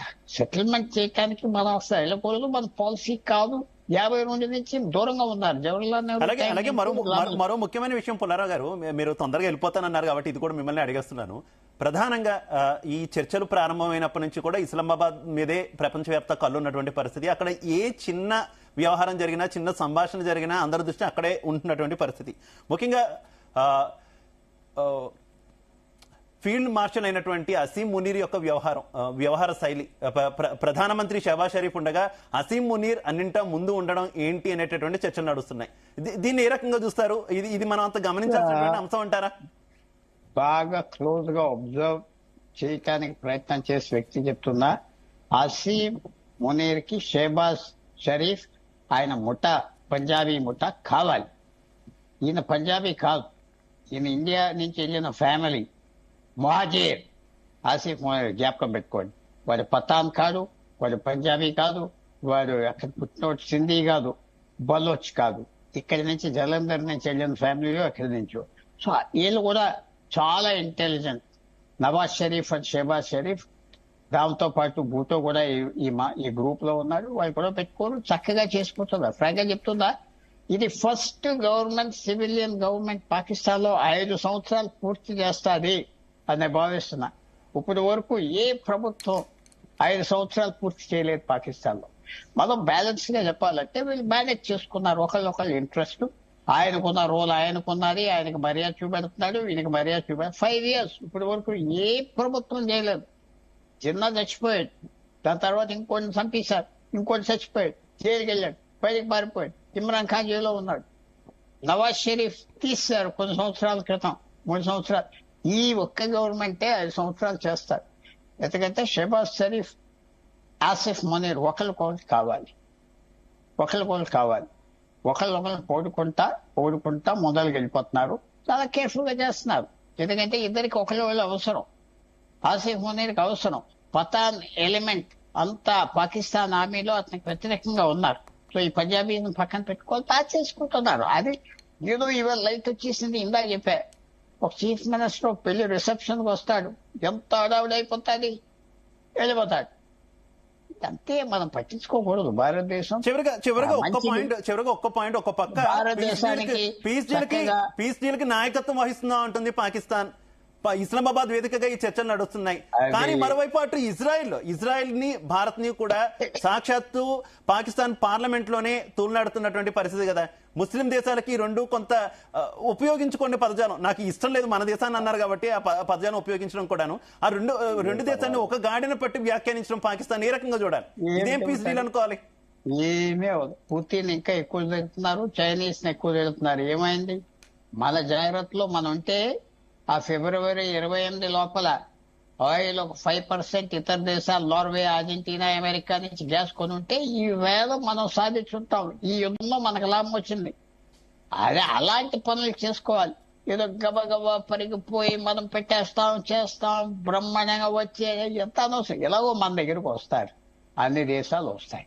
పెద్ద దేశం, ఆర్థికంగా బాగా ఉన్నది, మంచి హ్యూమన్ క్యాపిటల్ ఉన్నది, మంచి క్యారెక్టర్ ఉన్న మనిషిని ఆల్ యూరోపియన్ లీడర్స్, రష్యా నుంచి ఫ్రాన్స్ వరకు ఇండియన్స్ కావాలంటున్నారు, జపానీస్. అది మన అసెట్. ఏదో పరిగెత్తుకుని భారత్ ని ఎదగనివ్వరు, ఎదగకుండా ఏం చేయాలి చేస్తున్నారుగా. అది వాళ్ళ చేతిలో లేదు. ఎవరి చేతిలో, ఏ పిల్లోడి చేతిలో ఎవరు ఆప్ చేయలేరు. అతని జాగ్రత్తలో అతుంటే ఎవరు ఆప్ చేయలేరు. మళ్ళీ ఎవరు మన జాగ్రత్తలో మనం ఉన్నావా లేదా అని అడుగుతున్నా. ఈ వేళ వరకు నేను చెప్తున్నా, February 28 నుంచి ఆయిల్ కోసం వెతుకుతున్నావా ప్రపంచం అంతా. సర్ప్లస్ ఆయిల్ ఉన్నది, సర్ప్లస్ గ్యాస్ ఉన్నది. ఒక 5% అయినా దూరం నుంచి కొనుక్కుంటే అయిపోతుంది. అక్కడ ఫెయిల్ అవ్వము. కానీ పాకిస్తాన్ ఏదో జెండాలు వేసుకున్నది, సూట్ వేసుకుని తిరుగుతున్నారు. ఇవన్నీ చిన్న చిన్న పనులు, చిన్న చిన్న విషయాలు పట్టించుకోకూడదు. వెళ్ళిపోతుంది, time pass. Right, thank you sir. Okay, thank you Pullarao గారు. రైట్, పాపారావు గారు మీరేం చెప్తారు ఈ వ్యవహారంలో? భారత్ తీసుకున్నటువంటి స్టాండ్ మీద ఏం చెప్తారు? గత నుంచి ఈ ఒక్క యుద్ధం అనే కాదు, గత నుంచి జరుగుతున్నటువంటి వ్యవహారాలు మనం చూస్తున్నాం. అందులో భారత్ వైఖరి ఏ రకంగా ఉంది? ముఖ్యంగా గాజా స్ట్రిప్ విషయంలో, గాజా పీస్ డీల్ విషయంలో భారత్ ఎంటర్ కాలేదనేటటువంటి విమర్శలు ఎక్కువగా వినిపించాయి. మరోసారి ఈ యుద్ధం వ్యవహారంలో కూడా భారత్ ఎందుకు ఎంటర్ కాలేదనేటటువంటి విమర్శలు ఎక్కువగా వినిపిస్తున్నాయి. ప్రతి డీల్లో భారత్ ఒక మంచి ఆపర్చునిటీని మిస్ అవుతుంది అనేటటువంటి వ్యాఖ్యానాలు ఉన్న నేపథ్యంలో మీ కామెంట్ ఏంటి? యుద్ధాలు చనిపోయేటప్పుడు అవకాశాలు ఏముంది కానీ, ఆపర్చునిటీ ఏముంది కానీ, దానిలో మీరు అడిగిన ప్రశ్న మంచి ప్రశ్న. దానిలో ఏంటంటే ఓవరాల్ గా వీళ్ళు సరే యుద్ధాల విషయంలో, ప్రతి యుద్ధం విషయంలో మనం పోయి తలబెట్టాలని ఎక్కడ లేదు. కానీ ఒక పక్క మారణ హోమం గాజాలో జరుగుతుంది. ఈరోజు ప్రపంచం అంతా మూకుమ్మడిగా, అమెరికా లాంటి దేశాలతో సహా, అక్కడ ప్రజలతో సహా ప్రపంచం అంతా ఒక్క గొంతుకతో అది హత్యాకాండ అని చెబుతుంటే, జనసైడ్ అని చెబుతుంటే, నేను నిన్న పెంటగన్ నుంచి కూడా వీడియో చూశాను. ఎంతమందికి సర్క్యులేషన్ లోకి వచ్చిందో నాకు ఒక ఫ్రెండ్ పంపాడు. పెంటగాల్లో 2 అధికారులు, సైనిక అధికారులు, అమెరికా సైనిక అధికారులు, వాళ్ళు దీన్ని జనసైడ్ అని వర్ణించినందుకు వాళ్ళని తీసుకొచ్చి పెంటగన్ కి పిలిచి వాళ్ళిద్దరిని అరెస్ట్ చేసిన దృశ్యాలు. వాళ్ళిద్దరిని అరెస్ట్ చేశారు పెంటగన్ లో. వాళ్ళిద్దరు అమెరికన్స్, అమెరికన్ మిలిటరీలో వాళ్ళని తీసుకొచ్చి ఆ పెంటగన్ లోకి పిలిచి వాళ్ళిద్దరిని అరెస్ట్ చేశారు. ఇది జనసైడ్, మీరు ఇక్కడ చేస్తుందని చెప్పి మాట్లాడుతున్నారు. అంటే ఇంటర్నల్ గానే అమెరికాలో అంత పెద్ద ఎత్తున వ్యతిరేకత వస్తుంటే, మనం ఈ రకంగా మన విదేశాంగ విధానం దారుణమైనటువంటి వైఫల్యం చెందింది, దారుణంగా విఫలమైంది. మామూలు వైఫల్యం కాదు. నేను చాలా కాలం నుంచి కూడా చెబుతుంది ఒకటే, ఈ విదేశాంగ విధానం బహుశా 25 ఏళ్ళ 30 ఏళ్ల క్రితం అయితే కొంత మీకు ఏమన్నా వచ్చేది. కానీ కాలం మారింది. అమెరికా ఏ యాంగిల్లో పాపారావు గారు విఫలమైంది అని మనం అనేకంటే కూడా అసలు ఏ యాంగిల్లో, అంటే ఇప్పుడు అనుసరిస్తున్నటువంటి వైఖరి వల్ల ఏ రకంగా దేశానికి నష్టం వాటిల్లింది అంటే ఏం చెప్తారు? చెప్తా చాలా రకాల. ఇప్పుడు రష్యా నుంచి ఆయిల్ కొనటం మానేసాం, అమెరికా బెదిరిస్తేనేగా. బహుశా నేను అనుకుంటూ ఇందిరాగాంధీ కాలంలో ఇలా జరిగేది కాదు, సాధ్యమయ్యేది కాదు ఇది. రెండోది, తర్వాత మన ఇరాన్ నుంచి ఇప్పుడు హోర్ముజ్ ఆపేసిన తర్వాత నానా పాటు పడుతున్నాం అక్కడి నుంచి ఒక్కొక్క వెసలు తెచ్చుకోవడానికి. వాళ్ళు ఏదో ఇరానియన్స్ మిమ్మల్ని మీది బోనిస్తామన్నారంట, మీ వెహికల్స్ వరకు, అదే మీ షిప్స్ వరకు బోనిస్తామని అన్నారు. ఏది చైనా, ఇండియా, రష్యా బోనిస్తాం, ఇంకో దేశం ఏదో చెప్పారు అన్నారు. ఆ తర్వాత కూడా మన పెద్ద కదిలినట్లేం కనపడలా. ఇది కదా ఓవరాల్ గా మనము అంటే మన ప్రయోజనాలు, అంతర్జాతీయ విధానం, అదే విదేశాంగ విధానం ఇవన్నీ ఒక లింకులే. ఎందుకంటే అంతర్జాతీయ విదేశాంగ విధానంలో ఈరోజు మునిగిపోతున్న పడవ అమెరికా కూర్చున్నాం మనం. మునిగిపోతున్న పడవ అది, ప్రయాక్టివిటీ లేదు మనకి. నేను ఇప్పుడు కాదు, నేను బహుశా మీరు కొంతమంది చదువుంటారు లేకపోతే టీవీలో చెప్పినప్పుడైనా నేను చెప్తుంది స్పష్టంగా ఒకటే, మనం ఎప్పటి నుంచో చెప్తుంది ఏంటంటే, ఆ నారాయణన్ అనుకుంటా, ఆయన నేషనల్ సెక్యూరిటీ అడ్వైజర్ గా కూడా చేశారు, కేరళ ఆయన కానీ ఏదైనా కానీ, ఇక్కడ ఆయన సౌత్ ఇండియా ఆయన కూడా చెప్పాడు, ఇది చిల్లి పడవ అమెరికా, దాని జోలికి మనం పోవద్దు, దాన్ని ఎక్కద్దని చెప్పి ఆయన కూడా పదే పదే హెచ్చరిస్తున్నారు. కానీ మనం మన అమర్నాథ్ గారు ఎవరెంత కాదన్నా మనల్ని బాగా తీసుకెళ్లి అమెరికాతో అంటగాపే ఆయన ఇష్టానుసారం మాట్లాడుతున్నాడు. ట్రంప్ మన ప్రధానమంత్రి నోరు బారేసుకోవడం, ఇష్టానుసారం మాట్లాడటం, ఈ అతి స్నేహం తాలూకు దాని ఫలితమే అది. ఇప్పుడు మనం ఎదురు మాట్లాడే పరిస్థితి లేకుండా అయినా ఆయన ఇష్టానుసారం సాగించుకుంటున్నాడు. అన్ని రకాల మన ప్రయోజనాలు. ఇప్పుడు అమెరికాతో $500 బిలియన్ల మీ దగ్గర నుంచి కొంటామన్నాము. ఏముంది అమెరికా దగ్గర అమ్మటానికి? ఎవరికి తెలియదు. అమెరికా దగ్గర ఆయుధాలు, ఆయిల్ తప్పితే అమ్మటానికి ఏం లేవు. అయ్యే కొంటాం. $500 బిలియన్ల, సంవత్సరానికి $100 బిలియన్ల కొంటా ఉంటామా? ఎందుకు కొంటాం? ఎక్కడైనా మా మార్కెట్ లో ఏదైనా కొనుక్కోదలుచుకుంటే వాళ్ళ దగ్గర ఈ డీల్ సంబంధించి మీటింగ్ స్టార్ట్ అవడానికి ముందు లేటెస్ట్ గా ట్రంప్ చేసినటువంటి కామెంట్, ఆయిల్ ప్రపంచ దేశాలు మా దగ్గర నుంచి కొనండి, ప్రపంచంలో ఉన్నటువంటి అన్ని దేశాల దగ్గర కంటే కూడా ఆయిల్ మా దగ్గర ఎక్కువగా దొరుకుతుంది, ఆ దిశగా అన్ని దేశాలు కూడా రెస్పాండ్ అవ్వాలని కోరుతున్నారు.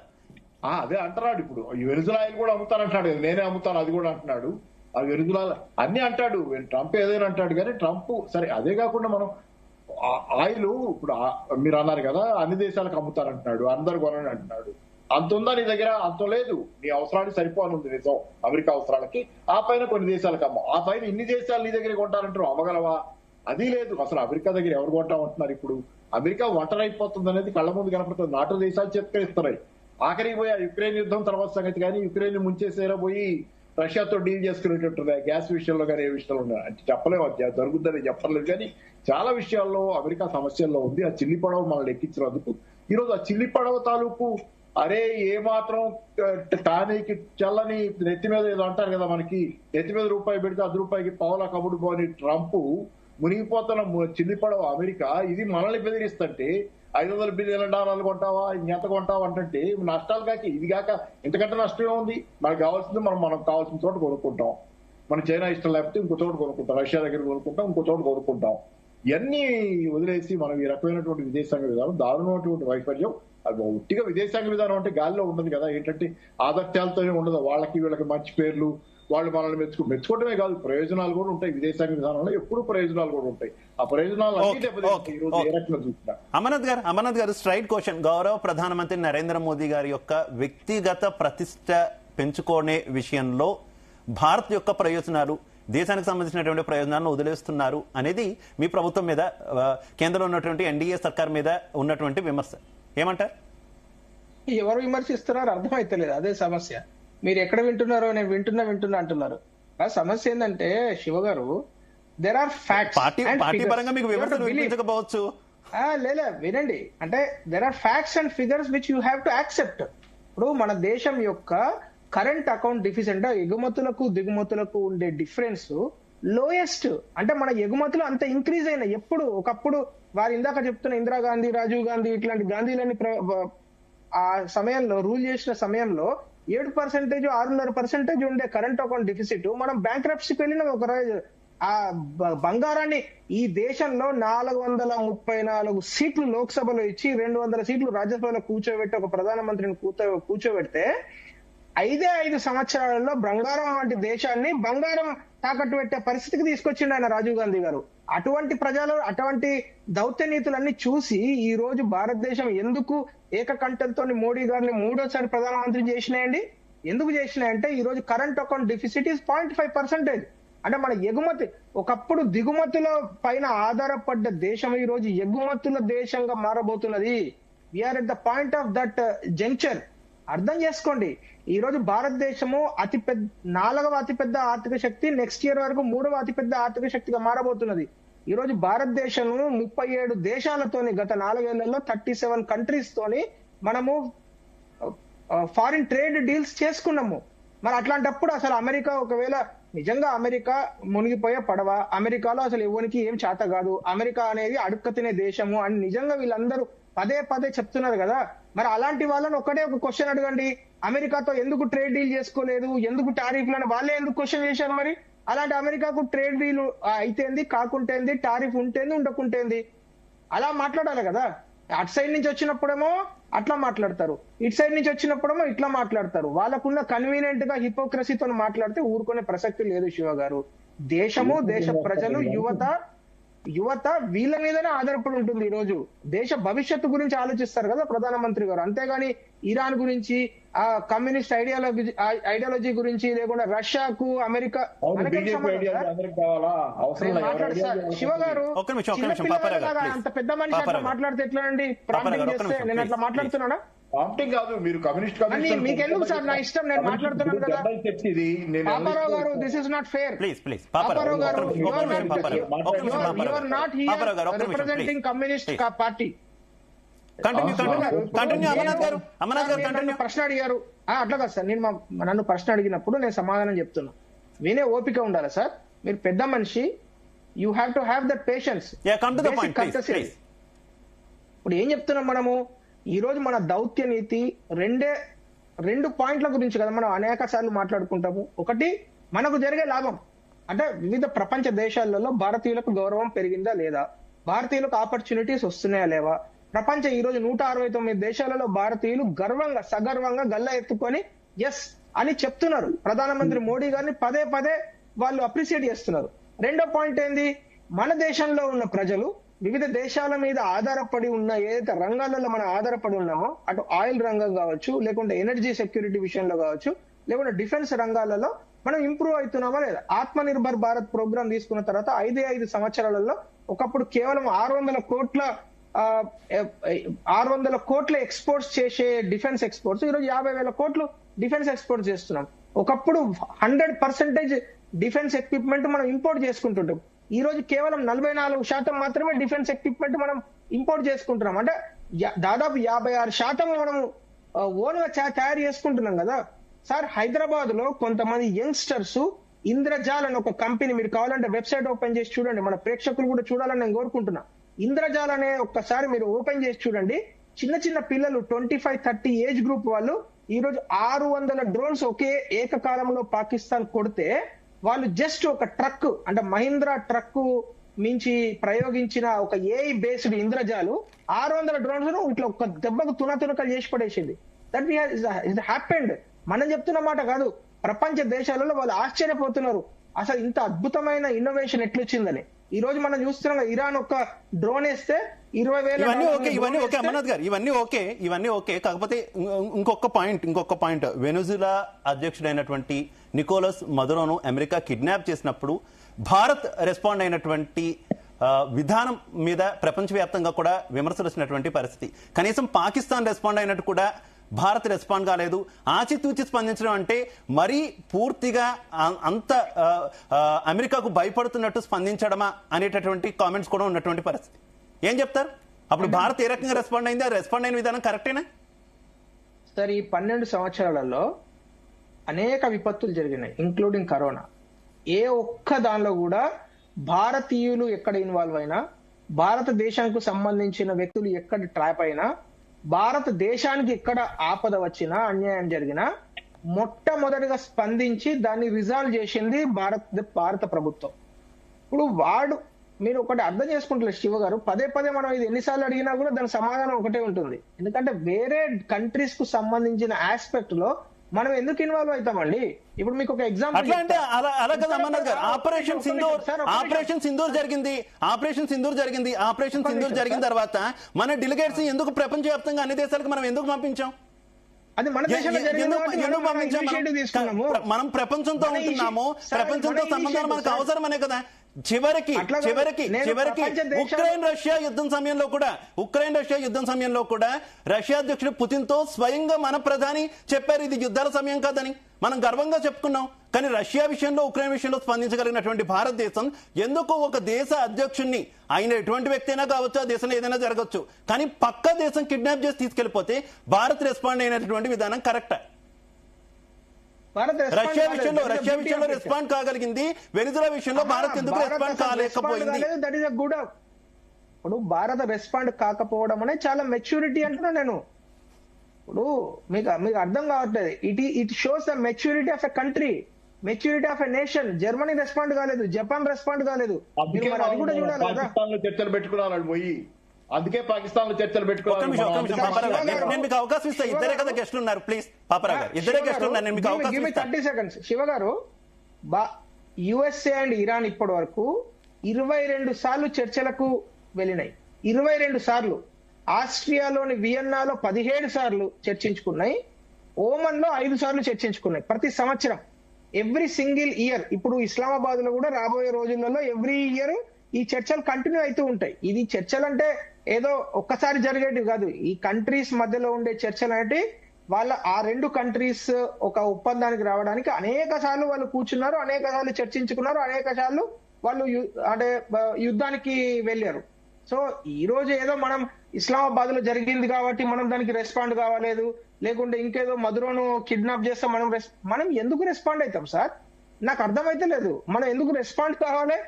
ఇది ఎక్కడ రూలు? అట్లా కదా మరి మధుర విషయంలో మీరు సమర్థించడం నాకు నిజంగానే ఆశ్చర్యంగానే ఉంది. మధుర విషయంలో మీరు సమర్థించడం నాకు నిజంగానే ఆశ్చర్యంగానే ఉంది. ఒక దేశానికి సంబంధించిన అధ్యక్షుడిని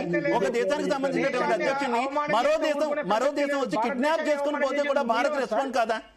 ఒక దేశానికి సంబంధించినటువంటి దేశ అధ్యక్షుడిని మరో దేశం వచ్చి కిడ్నాప్ చేసుకుని పోయినా కూడా భారత్ రెస్పాండ్ కాదా? అంటే భారత్ కి బాధ్యత లేదా? శివ గారు, నేను మీకు క్వశ్చన్ అడుగుతా దయచేసి. గత 25 సంవత్సరాలుగా వెనుజులాలో ఎప్పుడైతే సోషలిజం పేరు మీద వాళ్ళ దేశంలో ఉన్న అనేక ప్రైవేట్ కంపెనీస్, ప్రైవేట్ అసెట్స్ ను నేషనలైజ్ చేయడం జరిగింది.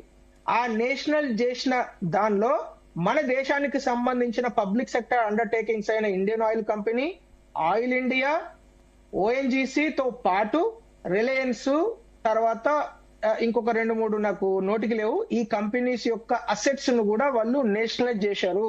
ఆ రోజు మరి ఏ దేశం మాట్లాడలేదే? ఆ రోజు మీరు ఎవరు ప్రశ్నించలేదే? అయ్యో మా సోషలిస్టులు, మా కమ్యూనిస్టులు అట్టెట్లే చేస్తారు, మేము వెళ్ళి యుద్ధం చేస్తాం వాళ్ళ మీద అని ఒక్క కమ్యూనిస్ట్ గాని, సోషలిస్ట్ గాని, ఒక పార్టీ కూడా భారతదేశం నుంచి మరి వాళ్ళ వెనుజులా దగ్గరికి వెళ్ళి ఎందుకు మాట్లాడలేదండి? అంటే మన దేశం యొక్క పబ్లిక్ సెక్టర్ అండర్టేకింగ్స్, మన దేశానికి సంబంధించిన ఆస్తులు వాడు ఎవడైనా నేషనలైజ్ చేసేసేసి అసలు వాళ్ళు మొత్తం మన ఎంప్లాయీస్ ను కొట్టి తరమేయవచ్చు, మనం మాత్రం మాట్లాడొద్దు. కానీ ఆ దేశానికి సంబంధించిన, ఆ దేశానికి ఇంకొక దేశానికి ఉండే వ్యవహారంలో ఆ దేశానికి సంబంధించిన ప్రెసిడెంట్ ఎత్తుకపోతున్నట్టు మనం వెంటనే రియాక్ట్ అయిపోయి ఇప్పుడు అతను ఏంది వెళ్ళి కాపాడాలా? ఏంది ఇదన్నా సినిమానా? మనం ఏం మాట్లాడుతున్నాం? ఎవరి గురించి, ఎవరి ఇంట్రెస్ట్ల కోసం మనం మాట్లాడుతున్నామండి? ఈ దేశానికి సంబంధించిన పబ్లిక్ సెక్టర్ అండర్టేకింగ్స్ ను, అనేక కంపెనీల యొక్క అసెట్స్ ను వాళ్ళు నేషనలైజ్ చేసి, బలవంతంగా నేషనలైజ్ చేసి అక్కడ ఉన్న ఇంజనీర్లను వాళ్ళను కొట్టి పంపిస్తే ఎవరు మాట్లాడే దిక్కు దివాన లేదు. ఈ రోజు మనం వచ్చి టీవీల ముందర కూర్చొని స్పీచ్లు ఇస్తున్నాం. ఏం మాట్లాడుతున్నాం సార్? మనము ఎక్కడ ఉన్నాం? మనము ఏది చరిత్ర మొత్తం మర్చిపోతారా ఏంది? ఇదే వెనుజులాలో జరిగిందా లేదా? వెనుజులా మీద ఇప్పుడు వెనుజులా ఇదే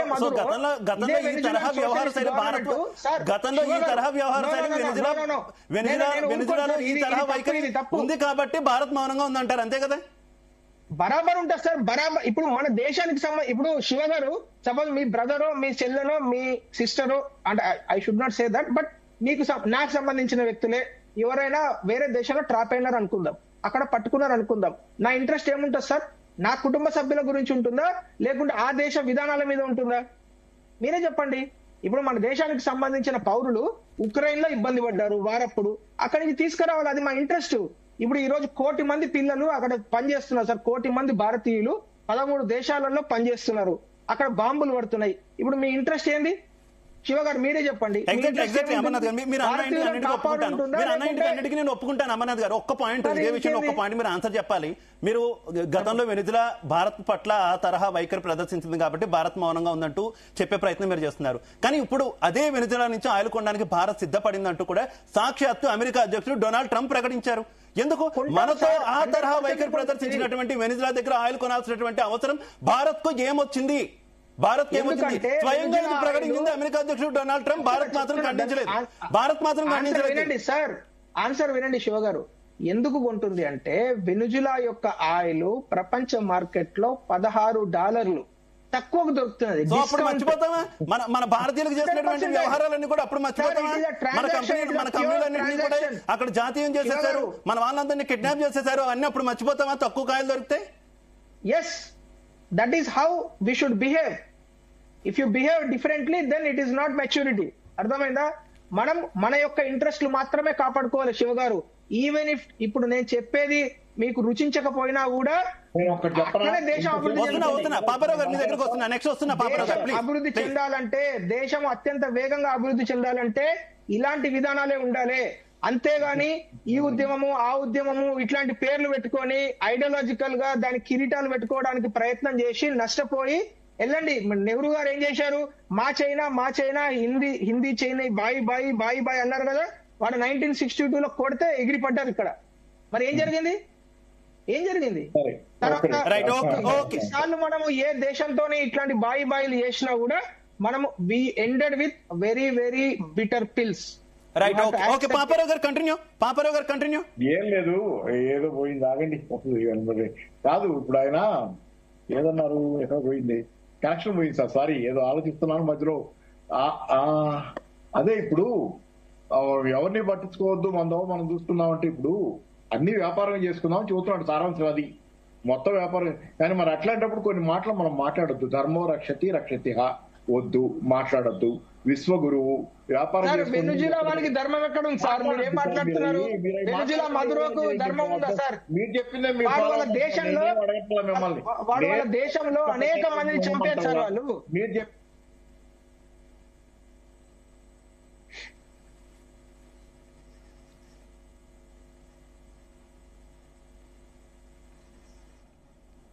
అమర్నాథ్ గారు నా వాయిస్ వినిపిస్తుందా మీకు? వినవడుతుంది. అమర్నాథ్ గారు కంటిన్యూ.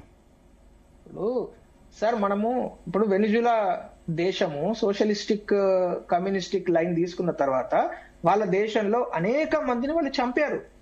ఆ చంపారు అనే దాన్ని అనేక సందర్భాలలో వరల్డ్ గ్లోబల్ స్పేసెస్ లో చెప్పినందుకు ఆవిడకు నోబెల్ శాంతి పురస్కారం ఇచ్చారు మొన్న. మీతో ఆర్గ్యుమెంట్ అని కాదు అమర్నాథ్ గారు, మీరు చాలా విషయాలు చెప్తున్నారు. వెనిజులాకు సంబంధించి కావచ్చు, ఇరాన్ కి సంబంధించి కావచ్చు, అక్కడ ఉన్నటువంటి వ్యవహారాలు కావచ్చు, ఆయా దేశాలు భారత్తో అనుసరించినటువంటి వైఖరి కావచ్చు. కానీ అమెరికా ఎంతవరకు మనం నమ్మొచ్చు? అమెరికా గతంలో మనం పట్ల ఏ రకంగా వ్యవహరించింది అనేది ముఖ్యంగా అలా కాదు. ముఖ్యంగా మన శత్రు దేశమైనటువంటి పాకిస్తాన్ తో మనకి కాన్ఫ్లిక్ట్ వచ్చిన ప్రతిసారి కూడా అమెరికా ఎప్పుడు పాకిస్తాన్ చెంతే ఉంటుంది. రీసెంట్ గా జరిగినటువంటి ఆపరేషన్ సింధూర్ కావచ్చు, గతంలో పాకిస్తాన్ తో జరిగినటువంటి యుద్ధాలు కావచ్చు, మనం అణుబాంబుకు సంబంధించి పరీక్షలు జరిపినప్పుడు కావచ్చు, పూర్తిగా అమెరికా వైఖరి ఎప్పుడూ భారత్ కు వ్యతిరేకంగానే ఉంది కదా. కానీ ఎందుకు అమెరికా విషయంలో మనం అంత గట్టిగా ఎందుకు మాట్లాడలేకపోతున్నాం? ఇప్పుడు మీరు చాలా గట్టిగా మాట్లాడారు వెనిజులాకు సంబంధించి, అలాగే ఇరాన్లో ఉన్నటువంటి ప్రభుత్వానికి సంబంధించి మీరు చాలా గట్టిగా మాట్లాడారు. ఇంతే గట్టిగా ఎందుకు అమెరికా వ్యవహారంలో మాట్లాడట్లేదు? ఎందుకు? అది మాత్రమే కదా క్వశ్చన్. అమెరికా ఎప్పుడు కూడా అమెరికా విదేశాంగ విధానం భారత్కు అనుకూలంగా ఎప్పుడూ లేదు, ఏనాడు లేదు.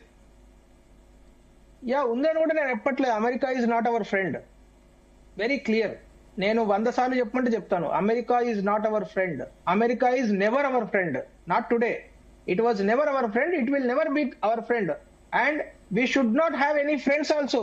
We should have relation with everyone.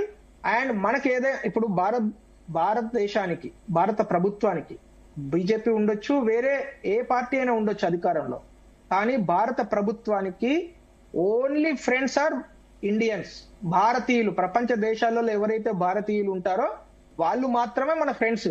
అంతేగాని అమెరికా ఈ సంవత్సరం మన ఫ్రెండ్, ఇంకొక అధ్యక్షుడు పోగానే మనకు ఎనిమి. అసలు మనం ఎందుకు అట్లా బిహేవ్ చేయాలి? మనం ఒక మెచ్యూర్డ్ డెమోక్రటిక్ కంట్రీ. ప్రపంచంలో మనకు ఒక రాజ్యాంగం ఉంది. మనం ఆ రాజ్యాంగం ప్రకారం మనం నడుచుకుంటాం. ఈ దేశంలో ఒక మనిషి రాగానే మనం క్లోజ్ గా ఉండాలి, ఇంకొక మనిషి రాగానే మనం తిట్టుకోవాలి అవసరం లేదు. అక్కడే ప్రధానమంత్రి మోదీ విదేశాంగ విధానం మీద మళ్ళీ క్వశ్చన్స్ రిపీట్ అవుతున్నటువంటి పరిస్థితి అమర్నాథ్ గారు. ఎందుకంటే నేను మళ్ళీ పాయింట్ టు పాయింట్ మీకు క్లియర్ గా చెప్తున్నాను. గతంలో ఇరాన్ నుంచి భారత్ యొక్క ఆయిల్ ఇంపోర్ట్స్ ఏ రకంగా ఉండేవి, మనం రూపీలో కూడా ట్రేడ్ చేసినటువంటి సిచ్యువేషన్. కానీ అమెరికా హెచ్చరికల నేపథ్యంలోనే మనం ఆ ట్రేడ్ ని కంప్లీట్ గా క్లోజ్ చేసుకున్నటువంటి పరిస్థితి మనం చూస్తున్నాం. అక్కడ ఉన్నటువంటి ఒక పోర్టుకు సంబంధించి కూడా మనకి స్ట్రాటజిక్ గా కూడా చాలా ఇంపార్టెంట్ ఆ పోర్టు విషయంలో కూడా అమెరికా ఆంక్షలు విధించడాన్ని మనం చూసాం. వెనిజులాతో కూడా ఆయిల్ ఇంపోర్ట్స్ ఉండేవి, అవి కూడా మనం బంద్ చేసుకున్నటువంటి పరిస్థితి. రష్యా మనకి ఫస్ట్ నుంచి కూడా ఒక్క నిమిషం, రష్యా ఫస్ట్ నుంచి కూడా మనకి చాలా ముఖ్యమైనటువంటి అలై. రష్యా విషయంలో కూడా ఆయిల్ ని ఇంపోర్ట్స్ తగ్గించుకోమంటే తగ్గించుకున్నాం. ఇప్పుడు మళ్ళీ మీకు పర్మిషన్ ఇచ్చాం, 1 month పర్మిషన్ ఇచ్చామంటే మళ్ళీ ఆయిల్ ఇంపోర్ట్స్ చేసుకుంటున్నటువంటి సిచ్యువేషన్. ఆయుధాలు కూడా రష్యా నుంచి తగ్గించాలి, మా నుంచి కొనాలని చెప్పి అమెరికా ఫోర్స్ చేస్తున్నటువంటి పరిస్థితి. ఎందుకు మన అలై కాదు, మీరు స్వయంగా చెప్పారు, మన ఫ్రెండ్ కాదు, ఎప్పటికీ కూడా అమెరికా కాదని మీరు స్వయంగా మీరు నోటితో చెప్పారు. అటువంటి అమెరికా విషయంలో మనం గట్టిగా మాట్లాడలేకపోతున్నాం. అమెరికా ఏ చెప్తే అది చేయగలుగుతున్నాం. ఇది ఎందుకు అనేది మాత్రమే క్వశ్చన్. సార్ ఇప్పుడు ఐ డోంట్ నో ఎట్లా చెప్పాలనేది. భారతీయులు అమెరికాలో 40 లక్షల మంది జీవిస్తారు సార్. ఇప్పుడు మనము అమెరికన్ అధ్యక్షుడు దొంగ ఇంకొక మాట మాట్లాడి మనం అదేదో అతన్ని దూషించినంత మాత్రాన మనకు ఒక పైసా ప్రయోజనం ఉంటుందా చెప్పండి? ఆ దేశంలో ఉండే చట్టాలను మనం మార్చగలుగుతామా? ఆ దేశంలో ఉండే ఇంకొక విషయాన్ని మనం మార్చలేమా? మనల్ని మనం కాపాడుకోవాలి. ఇప్పుడు అక్కడ భారతీయుల పైన దాడులు జరిగినాయి అనుకోండి, బరాబర్ అక్కడికి వెళ్ళి మనం నెగోషియేట్ చేస్తాము, వాళ్ళని తిడతాము, వాళ్ళని ఖచ్చితంగా దాని విషయంలో మనం ఎండగడతాం. అంతేగాని వెనిజులాలో ఉండే ఒక విషయాన్ని మనం ఎందుకు పట్టించుకోవాలనేది నా ఆర్గ్యుమెంట్. రెండో విషయము మీరు అడిగిన దానిలో, Russian oil we have never stopped, only 1 month మనం స్టాప్ చేసాం, we have continued. Venezuela oil we're still buying. If you don't know, నేను ఒక వెబ్సైట్ లింక్ ఇస్తాను. మనం ఎన్ని షిప్లు అక్కడి నుంచి తీసుకుంటున్నామో, ఏ దేశాల నుంచి కొంటున్నామో మీకు మొత్తం డీటెయిల్స్ ఉంటాయి దానిలో. ఆ వెబ్సైట్ లోకి వెళ్ళి మీకు అర్థమైపోతుంది. వెనిజులా నుంచి we're buying from Iran. Even today we're buying from, ఇప్పుడు ఎక్కడైతే హార్ముజ్ స్ట్రైట్ లో 22 షిప్స్ ఎవరైతే స్టాలినో దానిలో 7 ships Iran oil and gas మనకు రావాల్సిందే కదా. మనం ఎందుకు అంటే we should talk facts, simple facts. ఇప్పుడు ఎన్ని షిప్పులు ట్రాప్ అయి ఉన్నాయి, ఎన్ని షిప్పులు ఈ 1 month గా భారతదేశానికి చేరుకున్నాయి, ఎన్ని షిప్పులు భారతదేశము కొత్తగా కొన్నది, ఇది ఫ్యాక్ట్స్ అండ్ ఫిగర్స్ ఉంటాయి సార్. ఇదేమి ఇప్పుడు వెనకట్లాగా అసలు ఇన్ఫర్మేషన్ అంతా గోప్యంగా ఉండే జమానా కాదు కదా ఇది. సోషల్ మీడియాలో మీరు జస్ట్ వెబ్సైట్ లో కొడితే ఎన్ని షిప్పులలో ఆయిల్ వస్తున్నది, ఎన్ని షిప్పులలో గ్యాస్ వస్తున్నది, ఏ దేశాల నుంచి కొంటున్నాం అనేది క్లియర్ గా తెలిసిపోతుంది. దానికి మనం ఏదో ఇప్పుడు నేను అబద్ధం చెప్పినా ఒప్పుకోరు, మీరు దాన్ని పొరపాటుగా చెప్పినా కూడా ఎవరు ఒప్పుకోరు. నేను అనేది ఏంటంటే, we never stopped buying oil from Russia. Very clear. We have reduced it. Yes, we have reduced it. Rendovi, we are still buying oil from Venezuela. And for your information, Venezuelan oil $16 ప్రపంచ market కన్నా తక్కువ దొరికితే crude oil per barrel, Russian oil మనకు $11-12 తక్కువ దొరికేది. ఈ రోజు వెనిజులన్ oil ఇంకా తక్కువ దొరుకుతున్నది. ఎందుకు? మన కంపెనీలు అక్కడ ఇంతకు ముందు అసెట్స్, నేను ఇందాక చెప్పాను కదా, మన అసెట్స్ ఫ్రీజ్ అయినాయి. సో ఆ కంపెనీస్ కు ఇప్పుడు వెనిజులాలో అమెరికన్ ఇది స్టార్ట్ అయిన తర్వాత they have changed the policies. అంటే ఇక్కడ ఇప్పుడు మనం ఆయిల్ అనే ఒక సబ్జెక్ట్ టెక్నికల్ గా డిస్కస్ చేస్తే చాలా విషయాలు స్టెప్ బై స్టెప్ మనం డిస్కస్ చేయొచ్చు. మనం పొలిటికల్ గా మీరు అడుగుతున్నారు కాబట్టి పొలిటికల్ గా మన స్టాండ్ ఏంది? భారత ప్రభుత్వానికి భారతీయుల రక్షణ, భారతదేశం అభివృద్ధి. మీరు ఆవు వ్యాసం లాగా మీరు ఎన్ని క్వశ్చన్లు అడిగినా నేను దీని చుట్టూ తిప్పుతా. క్లియర్, మీ ఆన్సర్ క్లియర్ నాకు. రైట్ పాపారావు గారు, అంతిమంగా భారతదేశ ప్రయోజనాలు మాత్రమే భారత్ కు ముఖ్యం, ఆ దిశగానే ప్రధానమంత్రి మోదీ యొక్క ఆధ్వర్యంలోని విదేశాంగ విధానం నడుస్తుంది అని అమర్నాథ్ గారు తేల్చి చెప్తున్నారు. ఏమంటారు? సరే, ఎవరైనా అదే అనుకుంటోంది. ఇప్పుడు జాతీయవాదాన్ని మించినటువంటిది ఈ రోజు లేదనేది అంతర్జాతీయ. ఇప్పుడు ఆయన నన్ను కమ్యూనిస్ట్ అని పదే అంటున్నాడు, కానీ కమ్యూనిస్టే, దానిలో సందేహం ఏం లేదు. కానీ కొన్ని విషయాల్లో నాకు కూడా జాతీయవాద ఇదనేదే ఉంది. జాతీయవాదమే ఈ రోజు ఉన్నటువంటి రిసార్ట్. అంతర్జాతీయవాదం అక్కడ ఇక్కడ అందరికి చేసి తర్వాత ఇది అవుతుంది అనేది కుదరదు. జాతీయవాదం అని చైనా అదే చేసుకుంది. ఆఖరికి రష్యా 2వ ప్రపంచ యుద్ధంలో కూడా హిట్లర్ దాడి చేయగానే జాతీయవాదానికి వెళ్లాల్సి వచ్చింది. ప్రపంచవ్యాప్తంగా జాతీయవాదం అనేది లేకుండా ఏ దేశం అభివృద్ధి చెందలేదు. కాబట్టి మనకు కూడా జాతీయవాదం ఉండాల్సిందే. కానీ వీళ్ళు జాతీయవాదాన్ని ఎంతవరకు నిజంగా అప్హోల్డింగ్ పోయారు. ఇప్పుడు అమెరికా 500 బిలియన్, ఇందాకే చెప్పా కదా, మళ్ళీ రిపీట్ చేయాలి. ఎందుకు అంటున్నారు మీరు 500 బిలియన్? ఏముంది అమెరికా దగ్గర మీకు అమ్మటానికి ఏం లేదు. అమెరికా దగ్గర బలవంత ఆయుధాలు అమ్ముతారంటాడు. ఇప్పుడు ఇరాన్తో యుద్ధం చేస్తుంటే డ్రోన్లు బెటర్, మీ F2 విమానాల కంటే 32 ఏదో ఉన్నాయి కదా, అవి పడిపోతున్నాయి. ఇక్కడ అవన్నీ ఎందుకు అంటున్నారంటే జవాబులు ఉండవు వీళ్ళ దగ్గర. అవన్నీ కొన్ని రేపు ఇవన్నీ వేస్టేజే కదా, చెత్త అంతా కొని తెస్తే బిలియన్ల కొద్దీ భారతదేశ ప్రజల తాలూకు కష్టం అంతా తీసుకెళ్లి పనులుగా కడితే అవి తీసుకెళ్లి రికార్డు స్థాయిలో ఆయుధాలు కొంటున్నారు. భారతదేశం ప్రపంచంలో నాకు తెలిసి యుక్రెయిన్ తర్వాత ఇప్పుడు వీళ్ళ తర్వాత నెంబర్ 2 స్థానంలో ఇప్పుడైతే రైట్ నౌ ఆయుధాలు కొంటలో ఉంది. కొంటాం, ఇంత ఇన్ని ఆయుధాలు కొని రేపు పొద్దున ఏదైనా యుద్ధం వస్తే ఈ ఆయుధాలు పనికి రాకపోతే యుద్ధం స్వభావం మారిన తర్వాత ఆయిల్ కొంటానంటున్నాం. ఏదో అమెరికా నుంచి కూడా కొంటున్నాం, తెగ ఆయిల్ చాలా పెరిగింది. అమెరికా నుంచి ఆయిల్ కొంటాం.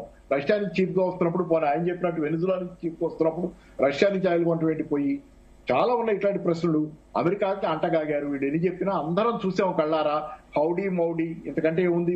మోడీ గారు పోయి హౌడీ ట్రంప్ కి ఎలక్షన్ క్యాంపెయిన్ చేశారు. సరే ఇప్పుడు సంబంధం దిగిపోయింది లేదనుకోది వేరే విషయం. ఏది చేయలేదని ఎట్లా చెబుతారు వీళ్ళు? ఎంత దగ్గరికి తీసుకెళ్లారో కళ్ళ ముందు మనందరం చూసాము. ఇంత దగ్గరికి తీసుకెళ్లిన తర్వాత ఇక్కడికి వచ్చి మళ్ళీ మాకేం తెలియదు, మేము ఇంతే ఉంటాం. అరే మాకు ఎవరితో సంబంధం పెట్టుకోవడానికి కూడా మీకు ఎవరు మిగలకుండా పోయారన్నా ఏంటి? ఎవరుకోవాలి? ఏంటంటే ఇది మంచిది కాదు. మీరు విదేశాంగ విధానాన్ని రీఓరియంట్ చేసుకోండి. ఇప్పటికైనా రీఓరియంట్ చేసుకోండి. తప్పులు జరిగినాయి, ఎంతైనా క్రెడిబిలిటీ మిగిలింటే అదైనా మిగులుద్ది. ఈ విధంగా గనక గాలిలో నుంచోబెట్టి భారతదేశాన్ని చేస్తే గనక వ్యవహారాలు ప్రపంచంలో ఎంతో కొంత ప్రతి దేశానికి మిత్ర దేశాలు ఉంటాయి. అన్నిట్లో మనం యుద్ధాల్లో దిగుతామా తగదాల్లో దిగుతామా అంటే దిగం. కానీ ఇంతమందిని దూరం చేసుకునేది మంచిది కాదు. ఇతర దేశాలతో స్నేహాలు అవసరం. ఎన్నో కొన్ని దేశాలతో స్నేహం ఉంటది. పైగా ముఖ్యంగా మనం చాలా విషయాల్లో చాలా చెబుతుంటాం, అంతర్జాతీయంగా అందరికీ చెబుతుంటాం నీతులు. మనం కూడా కొంత జాగ్రత్తగా ఉంటాం మంచిది. ఇదే విదేశాంగ విధానాన్ని మొండిగా ఇలాగే కొనసాగిస్తాం, లేదు ఎవరితో మాకేం సంబంధం లేదు, మేము అలా బతకలేరు. ఎప్పుడు ఏదేసి ఇప్పుడు కాదు ఎప్పుడు బతకలా, అలా బతకలేరు. అలాగే చేసుకుంటూ పోయేటట్లయితే మూల్యం భారతదేశం ఖచ్చితంగా దేశం వీళ్ళ పరిపాలనలో చెల్లిస్తుంది. నష్టపెట్టద్దు దేశాన్ని. కాబట్టి ఏంటి, మీరు విదేశాంగ విధానాన్ని రీఓరియంట్ చేసుకోండి. పొరపాట్లు జరిగితే జరగచ్చు. ఇందిరాగాంధీ చేసిన కాలంలో కూడా కొన్ని పొరపాట్లు జరగచ్చు. కానీ మీరు చేసే దానిలో ఇప్పుడు పొరపాట్లు జరిగితే దాన్ని రీస్ట్రక్చర్ చేసుకోండి, రీఓరియంట్ చేసుకోండి. మనకి స్నేహితులు అంటూ ఉండాలి.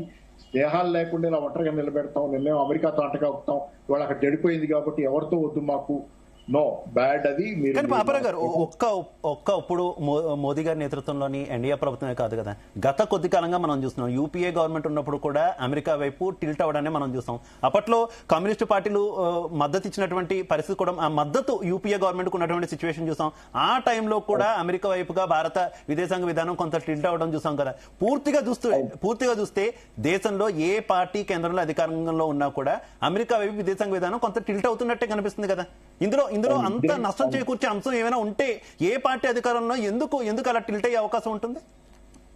మీకు ఇందిరాగాంధీ తర్వాతే మార్పు వచ్చిందండి. ఇందిరాగాంధీ చివరి పరిపాలన దశలో కూడా కొంత ఈ వరల్డ్ బ్యాంక్ నుంచి లోన్లు కానీ ఏదైనా కానీ కొంత ప్రైవేట్ సెక్టర్ దిశగా ఇందిరాగాంధీ కూడా 80s వచ్చేసరికి 70s తర్వాత 60s చివరిలో వరకు వచ్చిన తర్వాత 70s దాకా 70s లో ఉన్నటువంటి నేషనలైజేషన్ ఊపదంతా లేదు ఆమె దగ్గర. కొంత తగ్గారు, ఆమె కూడా వెనక్కి తగ్గారు. ప్రైవేటీకరణ దిశగా పోయింది దేశం. ఆ క్రమంలోనే 90లు వచ్చేసరికి సంస్కరణలు వచ్చినాయి. అమెరికా వైపు వెళ్ళటం పెరిగిపోయింది. ప్రపంచ బ్యాంకు దగ్గర నుంచి, IMF దగ్గర నుంచి మనం అప్పు తెచ్చుకున్న తర్వాత యూపీఏ కూడా అదే దిశగా తీసుకెళ్లింది.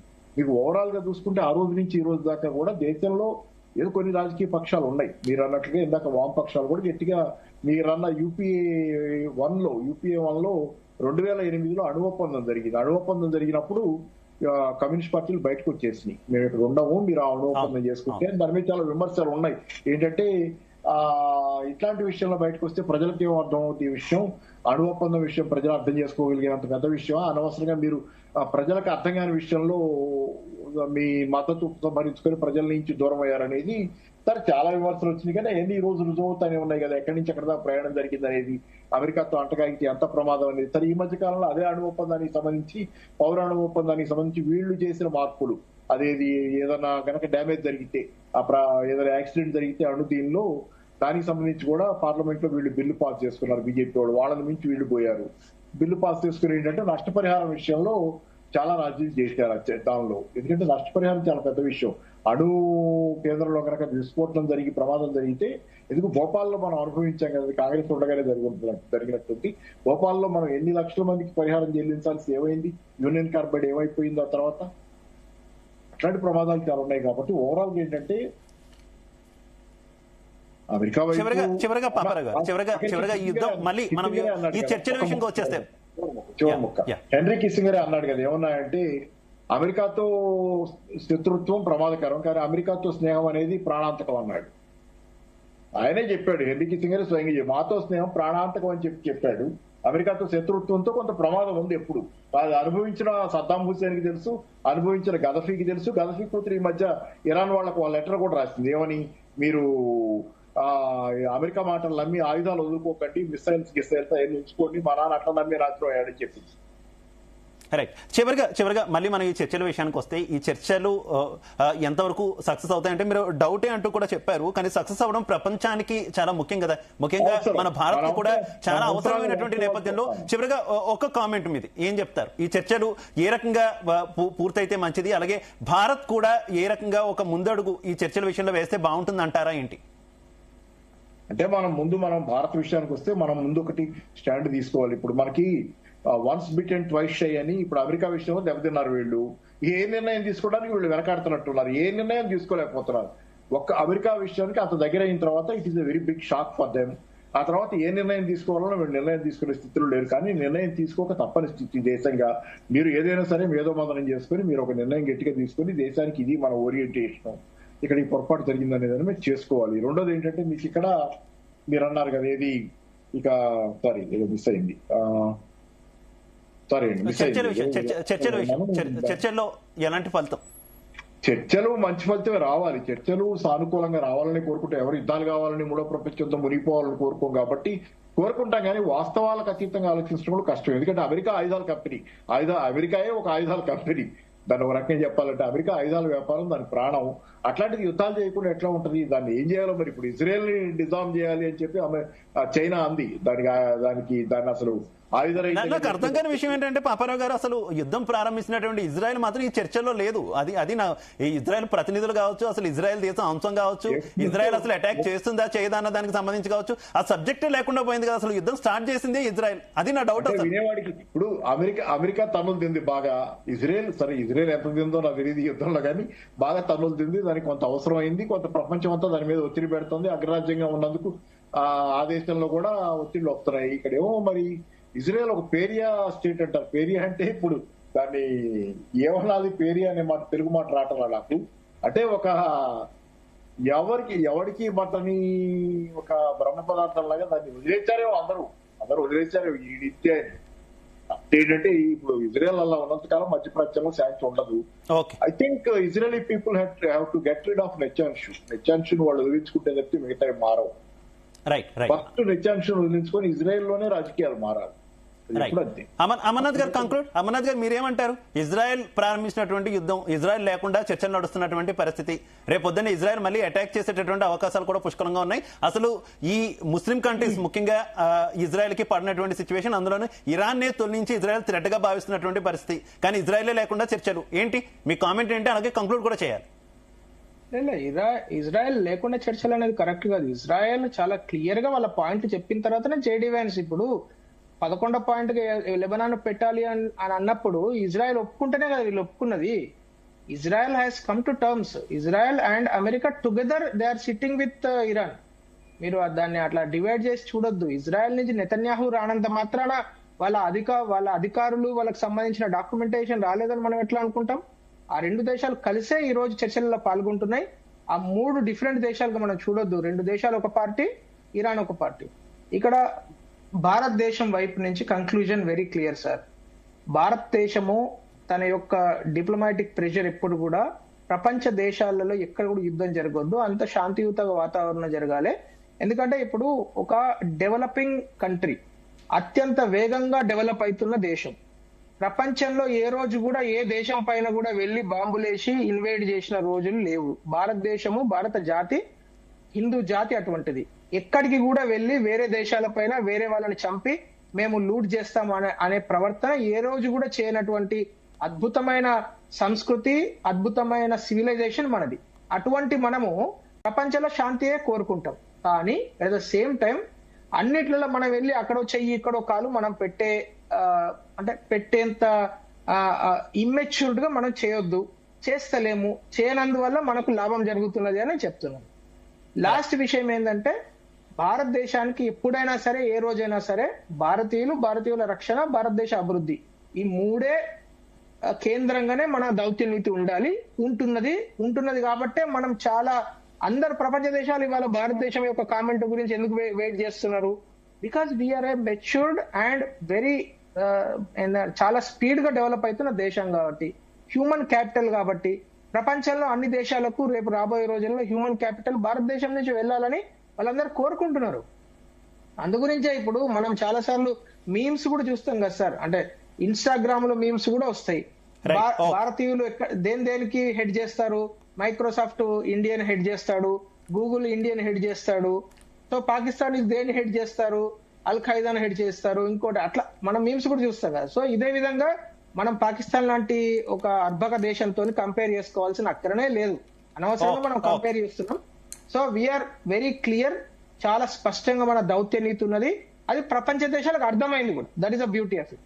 Right, okay, thank you so much Amarnath garu, thank you so much Paparao garu, thank you so much Pullarao garu. అందరికీ కూడా ధన్యవాదాలు డిబేట్ లో పాల్పంచుకున్నందుకు. ఓవరాల్ గా చూసుకుంటే మధ్యప్రాచ్యంలో యుద్ధం ముగించే దిశగా అయితే అడుగులు పడుతున్నటువంటి పరిస్థితి. ప్రపంచం మొత్తం కూడా పాకిస్తాన్ లోని ఇస్లామాబాద్ అయితే చూస్తున్నటువంటి పరిస్థితి. ఇస్లామాబాద్ లో అయితే 2 రోజుల పాటు పూర్తి స్థాయిలో సెలవులు ప్రకటించి లాక్డౌన్ అయితే విధించారు. ఈ చర్చల నేపథ్యంలో పూర్తి స్థాయిలో సెక్యూరిటీని కూడా టైట్ చేసినటువంటి పరిస్థితి. ఇప్పటికీ అమెరికా ఉపాధ్యక్షుడు జేడీ వ్యాన్స్ నేతృత్వంలోని బృందం, అలాగే ఇరాన్ పార్లమెంట్ స్పీకర్ నేతృత్వంలోని బృందం తొలి దశ చర్చలు అయితే పూర్తి చేసినటువంటి పరిస్థితి. ఈ రాత్రికి 2వ దశ చర్చలు, పూర్తిస్థాయి చర్చలు కూడా నడవబోతున్నట్టయితే తెలుస్తుంది. అయితే ఏ దిశగా ఈ చర్చలు వెళ్ళబోతున్నాయి, ఈ చర్చలలో ఒక మంచి ఫలితం వస్తుందా, రావాలి అని మాత్రం ప్రపంచవ్యాప్తంగా ఎదురు చూస్తున్నారు. మరోవైపు 2 దేశాలు అయితే ఒకరి మీద ఒకరు మరోసారి వార్నింగ్లు ఇచ్చుకుంటున్నారు. చర్చలు కనుక పూర్తి కాకపోతే మేము దాడులు చేస్తామంటూ అటు ఇరాన్ ఇటు అమెరికా కూడా స్ట్రాంగ్ వార్నింగ్లు ఇస్తున్నటువంటి సిచ్యువేషన్. చూద్దాం ఏ దిశగా ఈ చర్చలు అంతమవుతాయన్న దానికి సంబంధించి. ఇది వాటి debate. Keep watching Zee Telugu news. నమస్తే.